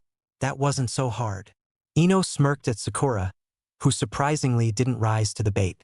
Ino was a bit confused, but didn't think too much of it, as Shikamaru suddenly slumped to the forest floor. Shikamaru, Chuji burst into the clearing. Both Ino and Chuji scrambled over to their fallen teammate. NGH, how troublesome. Holding Naruto was way more exhausting than I thought it would be. Ino and Chuji looked relieved that Shikamaru was okay. Naruto's inner world. Naruto was crying from the pain, and wave after wave of black chakra made the water level rise up. Kit. Kyuubi could only watch on as Naruto collapsed, sinking into the depths of the dark water. Sakura sighed. Team 10 had left when Shikamaru had recovered from the exhaustion, and she was left alone to tend to her still unconscious teammates. She wrung a cloth in the stream nearby and replaced it on Naruto's forehead. Sasuke's fever had gone down a few hours ago, and Naruto's was coming down, but it was still staying too high to be healthy. Sasuke stirred. Sasuke-kun. Sakura was instantly by his side. NGHHH. Sasuke blinked his eyes open and looked around blearily. He sat up and instantly winced at a throb of pain coming from the cursed seal. Sasuke-kun. Are you all right? Sakura gave him a concerned look. Yeah. Naruto's still not up? Sasuke looked over at Naruto, who was trembling and covered by a sheen of sweat. No, he's been out the whole time, but his fever's just started to come down. What are we going to do? Sasuke was suddenly hit by a memory. Wait, when Naruto was fighting Orochimaru? Is he... Kits? Sakura interrupted him. Yeah, I think so, but I think we should keep it a secret for him. I was thinking while you were unconscious, and I think that he would have told us if he had wanted us to know. Sasuke nodded slowly, slightly surprised by Sakura's insight and calmer attitude. A bush rustled nearby and both teammates were instantly on alert. When a figure stepped out, Sakura launched a kunai at it, and Sasuke released a handful of shuriken. Whoa, it's just me, Kabuto, remember? Sorry. We thought that you were an enemy team. Sakura visibly relaxed as the person came into view after dodging the miscellaneous weapons. Sasuke was still wary, but had stopped drawing out more shuriken. Is that Naruto-kun over there? I know some healing techniques. Would you like me to try to help him? Sakura looked at Sasuke, who thought about the proposition. When he nodded, Kabuto leaned over Naruto and put a hand glowing green to his forehead. Kabuto's healing chakra settled onto Naruto's forehead, bathing his face in a green glow. Naruto shuddered, his body twitching as Kabuto closed his eyes and concentrated. I guess the seal is really strong. This is harder than I expected. What have you done this time, Orochimaru-sama? Kabuto searched inside Naruto until he found the roiling back chakra gathering towards the center of Naruto's abdomen. Ugh! Sakura and Sasuke watched as a few beads of sweat trickled down the older shinobi's forehead. Kabuto pushed at the chakra, forcing it away in Naruto's system. With his knowledge about Orochimaru's seals and some luck, he managed to push away most of it back into the cursed seal. Phew! Kabuto opened his eyes again and sat back on his heels. All done. Naruto-kun should be all right now. Thank you, Kabuto-san. Sakura looked relieved at Naruto's easier breathing. His fever's already going down much faster. Naruto's inner world. Kyuubi looked on as Naruto was sinking deeper and deeper into the dark water. Kit. He growled and tried to reach out from the bars of his prison to Naruto, but his fur was stung and singed as it brushed against the dark water. But then, a green glow intruded upon the space. What new trickery is this? However, it seemed to be lowering the water level, a lot of it backwashing out of the hallway in Naruto's mind to somewhere else. Kyuubi looked on astounded as it lowered enough for Naruto to be lying on his back on the floor, with only a few inches of clear water around him. Kit? Kyuubi tentatively reached out for Naruto, and this time he was able to scoop up Naruto without getting hurt by the water. He brought Naruto inside the bars and began to heal him. No, we can't do that to him. He's in no state, Sakura exclaimed. We won't reach the tower in time. Then, if that's what you want. Sasuke glowered back at his teammate. But Sakura-san, I'm sorry, but Sasuke-kun is right. You'll miss out on your chance to become Chunin if we don't carry Naruto. Kabuto butted in. Sakura's shoulders slumped. Well, I guess. Okay. At this, Sasuke uncharacteristically jumped forward to be the first one to carry Naruto as they traveled. Slinging his teammate across his back, he jumped into the trees. Sakura and Kabuto followed suit, and soon they were traveling swiftly towards the center of the forest to their destination.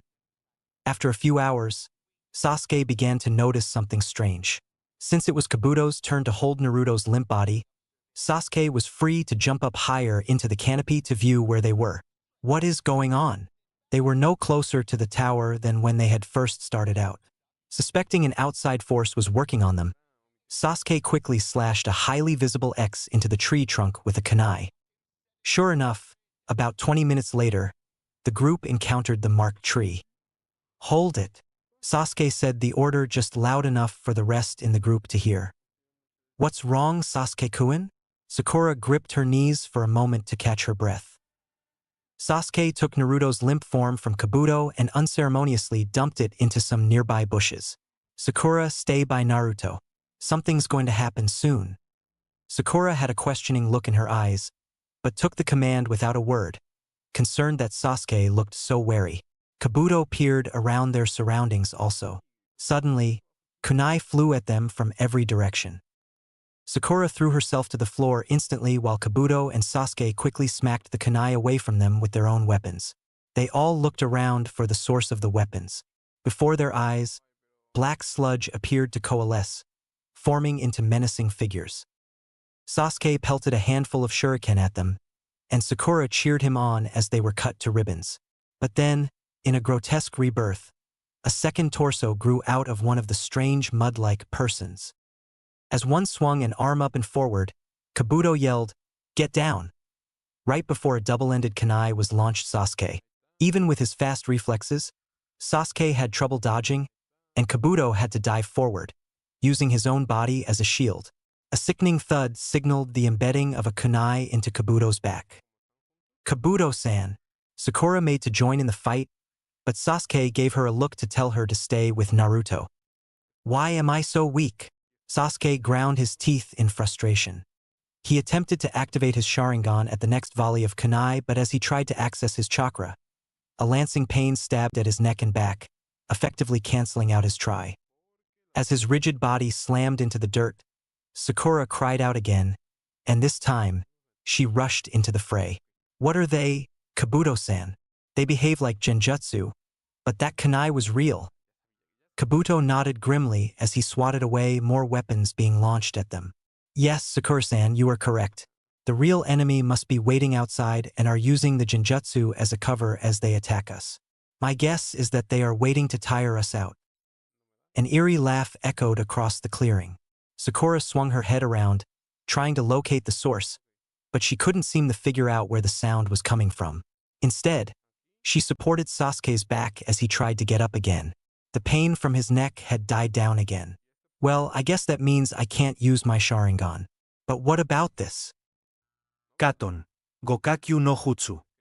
As Sasuke formed the seals, he already knew something was wrong, and as he completed them to flow the fireball, the pain came searing back as strong as ever. "Ah!" Sasuke jackknifed it again and slammed to the ground yet again. Sasuke-kun. Sakura turned from one of the enemy to check on her teammate. She looked wide-eyed at his expression of horrible pain. His eyes were glassy and rolled up in his head as he passed out. "Sakura-san, you need to concentrate." Kabuto batted away a kunai that was an inch from embedding itself in her head. "Hi!" Sakura and Kabuto went back-to-back over Sasuke's body to guard from the unusual threat. "Sakura-san, this is an advanced technique, but if these really are genjutsu, there are ways to get out of them. Are you listening?" Kabuto turned his head a little to see Sakura nod in the affirmative. "All right, I'll guard for a second, but you need to concentrate your chakra and cut off chakra flow to your brain for a moment to break the false signals the genjutsu are giving you." Sakura nodded. Forming a seal for concentration, she focused deep within to technique. Knowing that the sooner she got it, the better, she located the correct channel and stemmed the flow of chakra. Ugh! A sickening feeling rushed to her head and she released her block. "Let's see if this worked." Sakura gasped as she opened her eyes. "Yes, it worked. Are you going to do it too, Kabuto-san?" She looked around the empty clearing and saw the kunai now coming from nowhere instead of the fake clone's hands. Kabuto dodged a few weapons. Cover me. His face took on a look of intense concentration as he closed his eyes. He opened them again after a moment, only to find that the clones were still there. Sakura-san. Sakura looked confused as well. Oh no, they must have cast the genjutsu again. She sighed. Well, it was worth a try. Kabuto and Sakura both continued to try and deflect all the weapons being aimed at them. Naruto's inner world. Kyuubi sat back on his haunches as he examined Naruto. He should be all right. I don't know why he isn't waking up. Naruto's limp form looked different somehow, tainted by an outside force. Oh, I see. Kyuubi's chakra started to bubble around him. He funneled it carefully into Naruto's prone form. Just what I thought. Kyuubi's red chakra filled Naruto's chakra system, pushing out stagnant black chakra that had not been wiped out from the healing green light of before. After a few minutes of the impromptu chakra transfusion, Naruto coughed and blinked his eyes, which were red from the demon chakra, open. Ugh. Q. I feel like I've been run over by a team of Mad Academy 7-year-olds. Not quite. Kyuubi chuckled. I'm glad that you're lucid enough to crack jokes. I've been worried for you for hours now. Naruto's eyes widened. Hours? Yeah, I'm not sure what's going outside, but it might not be good. Thanks for taking care of me, Kyuubi and I think I should run now. Anytime, Naruto.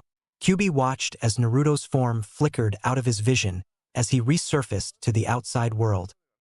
Kabuto and Sakura were both nearing their limits. Kabuto had been surprised at Sakura's endurance, but she had pulled through with her determination, still fighting when she saw Kabuto was still going. They were both too concentrated to notice a certain blonde sitting up in his place in the bushes. Naruto surveyed the scene thoroughly like the ANBU he was. He immediately recognized that a genjutsu had been placed around the area, and the presence of Kabuto near Sakura. I'll deal with him later. I hope he hasn't been causing too much trouble. Those sludge things sure are nasty. He watched as one that had been hacked in half by Sakura had a head sliding out of its torso. Well, I guess I should help now. Naruto rose to his feet and formed a seal. Kage Bunshin no Jutsu. Sakura startled and looked over to the familiar voice as she saw around a dozen Naruto clones popping into existence. I'm ready to go. Naruto's clones leaped forward to surround Sakura, Kabuto, and Sasuke's body in a protective circle. Kabuto watched the new development with narrowed eyes. He really shouldn't be able to use chakra right now. I mean, look at Sasuke right now. Looking closer, he noticed a few differences in Naruto's form. His body was tinged with red, and sharpened canines, lengthened nails, and frightening blood-red eyes gave away the fact that Naruto was running on demon chakra at the moment. Kabuto decided to watch what happened next, feigning relief at the reprieve from the fighting that Naruto's clones were giving them. Sakura gave Naruto a tired grin. Good timing, Naruto-kun. Naruto was a bit surprised at the new honorific tagged onto his name, but he just winked at Sakura, suddenly leaping into a tree on the edge of the clearing. Sakura's confused look prompted an explanation from Kabuto. I think that Naruto-kun is attempting to take out the genjutsu from its source. He's probably trying to find the nin that have been casting it. I'm not sure how successful he will be, though. I haven't been able to pick up any idea of where they are. No, I believe in Naruto-kun. Sakura's exclamation was not one based on last chance hope, but rather a newfound trust in her teammate. She, herself, was surprised by her own outburst. There wasn't any time for Kabuto to reply, however, as Naruto appeared again, jumping down from a branch. He shook his head. HMPH. Nolak. I need more help. As his companions looked on, Naruto formed a seal again. Kage Bunshin no Jutsu. 30 more clones puffed into existence. Suddenly, Naruto froze. Burning agony was racing through his veins, and a throbbing pain originated from the spot near his neck. Kit, my chakra to you has been shut down. Kyuubi growled at the black chakra roiling in front of the bars to his cage, forming an impenetrable dark wall. When Naruto had attempted to create more clones, the Kyuubi's chakra in his system from the transfusion had run out. Without actively drawing more from the fox himself, Naruto had tried to draw on his own chakra. The seal responded instantly, resulting in the agonizing pain. Naruto doubled over and dry heaved a few times. No. Naruto-kun. Sakura reached out to him as Naruto's eyes started to roll up. He retched again and vomited on the forest floor. The incredible pain was doing strange things to his body, and Naruto vomited again. No. My teammates need me. The thought made it through the blinding, excruciating torment. Drawing on all his skills gained from being an ANBU agent, Naruto focused all his concentration, mentally dulling and tossing aside the pain. Although it was still there, Naruto was in control now. He straightened back up slowly, maintaining a vice-like grip on his chakra for the continued existence of his clones. Sakura's grip on his arm finally registered to him. Thanks, Sakura-chan. She nodded, relieved that he looked better, and then caught a glimpse of the bruise near his neck. Naruto. The bruise spread. Indeed, the black markings were flame red and had advanced slightly to form another layer of markings around the original.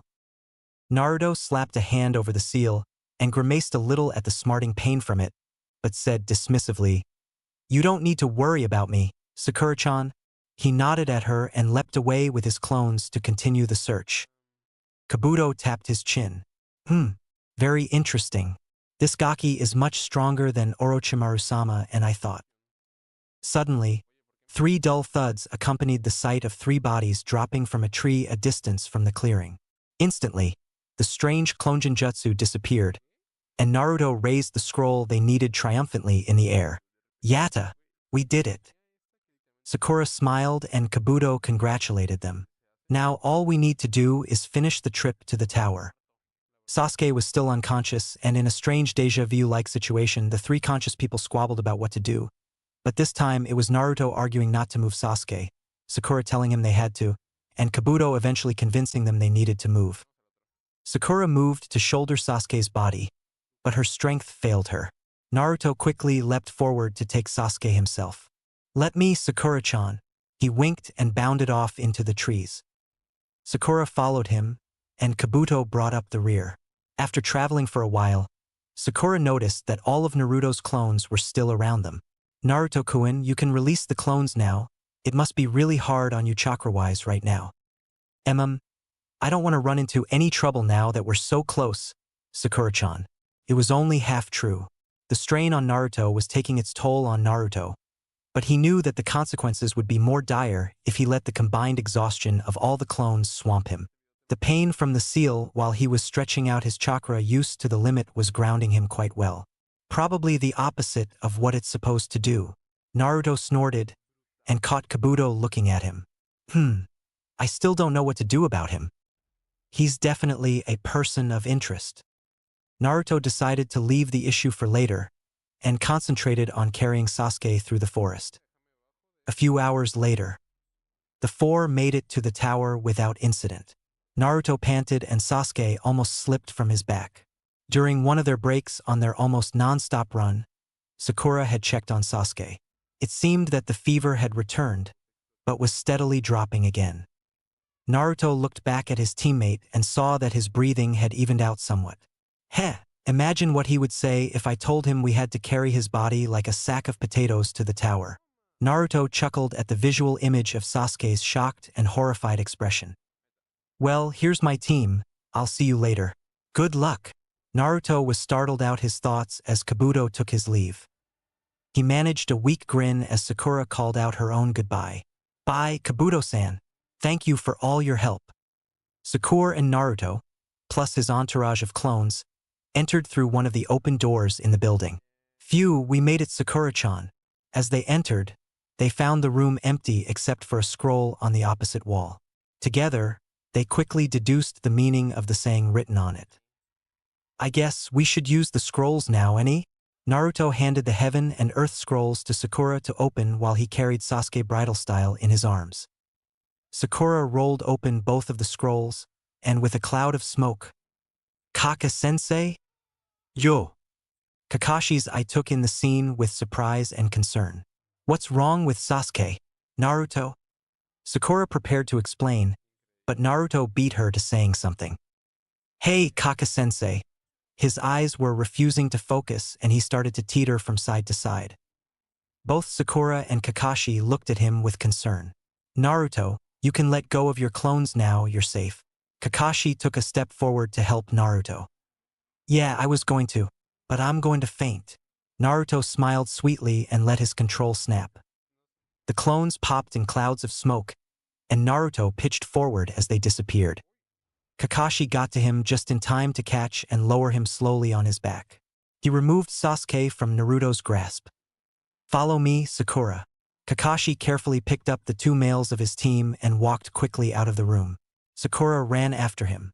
They traveled through a few hallways and made some turns to get to the medical bay. Kakashi lowered the boys onto hospital-style beds. Sakura, stay here. I need to request a few things. Sakura sank down into a chair to watch over her teammates, and Kakashi disappeared into the office space of the medical area.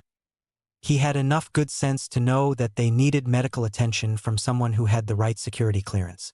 Calling specifically for a medic that served in the ANBU hospital, Kakashi quickly returned with the doctor in tow. She hurriedly ran checks on the two boys and gasped at the sight of the cursed seals. While Sasuke's looked like regular black ink on his skin, deceptively similar to a normal tattoo, Naruto's looked much more malevolent. It was the twisted comma design, but a ring of jagged lines surrounded it. It looked like a cancerous growth, spreading its evil effects slowly but surely. Kakashi-san, I need to speak with you in private. She beckoned him into her personal office. Folding her arms across her chest, she got right to the point. What happened to them in the forest of death? I've only ever heard of this once before, and that's connected with a certain S-class missing nin we both know about. Kakashi sighed. Yes, it's what you think it is. We got news at HQ about a code red alert issued for a sighting of Orochimaru. Mitarashi Anko was dispatched and had an unsuccessful conflict with him. The doctor gasped. Well, I can tell you those seals are going to be a lot of trouble. Actually, that's an understatement. Those seals have the potential for dangers we can't even imagine. We're not going to be able to remove them, though. We can still release them, but we have to keep both of them under careful surveillance. What I can tell right now, though, is that both need bed rest and the blonde one needs painkillers, strong ones. They re-entered the ward, and the doctor hooked Naruto and Sasuke up to 4 drips. Sakura was asleep in her chair, completely exhausted, and Kakashi took a chair next to his little team. For once, he didn't have his infamous orange book out. He just sat and waited. Kakashi looked up at the sound of the door sliding open. Anko-san, I need to speak to Shorty, she hissed urgently in an effort to keep her voice down. Kakashi gestured toward the two boys incapacitated on the beds. You can try, but they're in no state. Anko shrugged. I can get them up. She strode to Naruto and flicked him in the forehead. Oi, get up, Shorty. Naruto's eyelids flickered, but he didn't wake. Come on, we need to talk. Naruto rolled over in his sleep. MMF and AH. Not now, he grumbled. Anko's face gained a predatory grin. Shorty. Ack. Naruto's eyes snapped open, and he slammed a fist towards the mouth that had issued the offending remark. Anko hastily backed away to avoid it. On the side, Kakashi's mouth dropped open in disbelief. You can't be serious. He's supposed to be out until tomorrow afternoon. Anko smiled. I'm very serious. Actually, this serious. She waved a paper with the ANBU seal on the bottom. Let's go. Up, Uzumaki. I'm not a dog, Anko, Naruto groused as she dragged him out of the room, down a few corridors, and thrust him into a small private room. Naruto glared at her and then glanced around. Is it secure? Anko nodded a yes, and Naruto took in a deep breath. What the heck were you thinking? I needed backup, and only now I see you. Anko cringed. Well, come on. I was out for, say, 2 days and you don't show up. But, IW. No boots. Do you know what happened to me? Huh? Huh? Yes, I was D. No freakinescu. Will you let me finish? No. Are yo? Just shut up and let me fin. No freaking WA.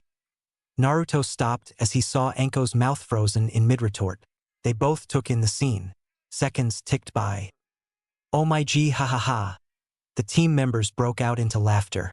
The scene had been priceless, it really had been. Both had been red in the face from yelling, and Anko had had to look downward at the much shorter blonde. After collecting themselves, Anko restarted the conversation. Okay, let's do this over again. Talk. Naruto's face darkened. We encountered Orochimaru when I first contacted you. I fought with him, and I had to reveal my identity to Sakura and Sasuke. The communicator broke sometime during the fight, so I couldn't get to you afterwards. Not that I really was conscious for that long. I mean, he marked me. Mark, what do you mean? Oh. Anko touched her own. Yang. Yeah, it's been hurting like there's no tomorrow every time I try to use my chakra. That happens. At least you're alive. Have you asked him for help? Naruto knew she was referring to his tenant. Our communication has been pretty blotchy since the seal acted up the second time. Kyuubi and I did something to block one aspect of the seal, but it seems like the remaining parts of the cursed seal are kind of rejecting Kyuubi. I really hope it's just a periodic thing. Interesting. Well, we need to get you sorted out, but intelligence has been getting some information about, well, nothing. It's really fishy. We know that somebody's going to try something big soon, but we don't know what. Anko peered at Naruto. I dunno if we can really put you to work, though, after that seal and all. Naruto rolled his eyes. Ugh. I know. And what's all this condescending talk? I am your superior, and you would do well not to forget that. Kitsune glared at Anko. Eep, sorry, Kitsune Taishu. Anko cringed a little. I also report to you my failed encounter with Orochimaru. We uncovered some disturbing evidence of him, and after he escaped from you, I attempted to engage him in combat. I obviously didn't succeed. That's why I didn't come to back you up. I apologize. Kitsune's eyes widened. Anko, are you sure you're really okay? I know your history with him. Anko scratched the back of her head nervously. Ah, don't worry about me. What are you going to do now? Naruto's going to try to stay in the exam to see what I can learn. Tighten security around the village and up the spies on… Naruto thought for a minute. Yeah, on sound especially. From what I heard, place reeks of Orochimaru. We'll need more surveillance on Kabuto, that genin in the exam. He seems really fishy. Anko nodded. Hi, Taiju. I'll get it done. Kitsune nodded and winked at her. See ya. Nudging open the door, Anko slipped out of the room. Moments later, Naruto bounced out back to the medical center. When Naruto got back to the room, Kakashi was still sitting in his chair, and Sakura was nowhere to be seen. Yo! Kakashi nodded his head in greeting. I have some good news. They're allowing a postponement of 1 day for you guys to rest and be ready. Yay! Thanks, Kaka-sensei. Where's Sakura, by the way? Naruto was bouncing up and down with excitement. I think she went off with the medic. She showed some interest, and it should be good for her. Naruto nodded in agreement just as the pink-haired Kunoichi walked in. Well, speak of the devil. Naruto-kun. You're awake. Are you feeling all right? Naruto nodded, a little overwhelmed by the enthusiasm. She kept talking. I learned about the basics of being a medic, and it's so cool. I'm glad you found something you have a passion for. Sakura-chan. Naruto gave her a dazzling smile. Sakura gave him a warm smile in return, but then turned to their remaining teammate. Has Sasuke-kun improved at all?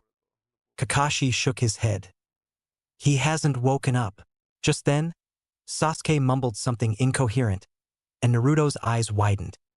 Kaka-sensei is a miracle worker. You only need to utter someone's name and they come to you. Naruto grinned like a maniac, and Kakashi and Sakura humored him with quiet laughter. Oi, quiet down, dope. You're making my head hurt. Sasuke sat up in the hospital bed and looked around. Yay! You're awake, Sasuke team. Naruto scurried over to his teammate. You feeling better? HN. Sasuke covered his ears to protest the loud exclamations of the overenthusiastic blonde. Suddenly, Naruto leaned in close to Sasuke and asked, Do you trust me? Sasuke looked at him with a raised eyebrow and slowly nodded. Naruto had just gotten through to Kyuubi, and with his chakra, leaned forward even more and sunk his now sharpened canines into Sasuke's cursed seal. Sasuke let out a strangled yelp of pain as the fire began to spread through his body again. Kakashi was up on his feet in an instant. Naruto, what are you doing? He strode over to the two and attempted to tug him off, but Naruto clung stubbornly to Sasuke. Sasuke gripped the bed sheets as the burning sensation intensified. His eyes rolled back in his head. Now, Kakashi was furiously trying to get Naruto off of Sasuke. Kaka-sensei, I think that you should let go. Kakashi turned to Sakura. Have you gone mad, Sakura? Naruto's biting Sasuke. Sakura nodded. I know. Naruto mumbled Jiroff, though his mouth full of Sasuke's shoulder. Kakashi didn't know what to do. Had the world gone insane? Was he that much of a failure of a team leader that his students were A, trying to eat each other, or B, didn't care at all if they saw it happening before their eyes? He intensified his efforts to remove Naruto. Sakura shook her head. Was Sensei really this thick? Naruto obviously knew what he was doing, right? Stop being a wimp and go do something. Inner Sakura prompted her to action. She grabbed Kakashi's arm and tugged it from Naruto's waist. Sakura. Kakashi was almost in hysterics now. I didn't sign up to deal with little wannabe cannibals. Scratch that. Cannibals in action. Sakura rolled her eyes. Even she saw that what Naruto was doing was important. Too frustrated by her sensei's ignorance, she blurted out, Kaka-sensei, Naruto's not a cannibal. He's a freaking ANBU. Kakashi froze for a second to process the information. What? His mind whirred through the newfound information to test its implications. Oh, Kami. Naruto is my ANBU team leader? It was too much too fast for him. Whump. Kakashi's body hit the floor in a dead faint. Geez. He can handle people's guts spilling out of them, but he can't handle this? Sakura shook her head. Meanwhile, Naruto was letting Kyuubi do the work of altering Sasuke's seal to free him from Orochimaru's influence. His own mind was busy trying to keep the dark waves of chakra from his own cursed seal from interfering.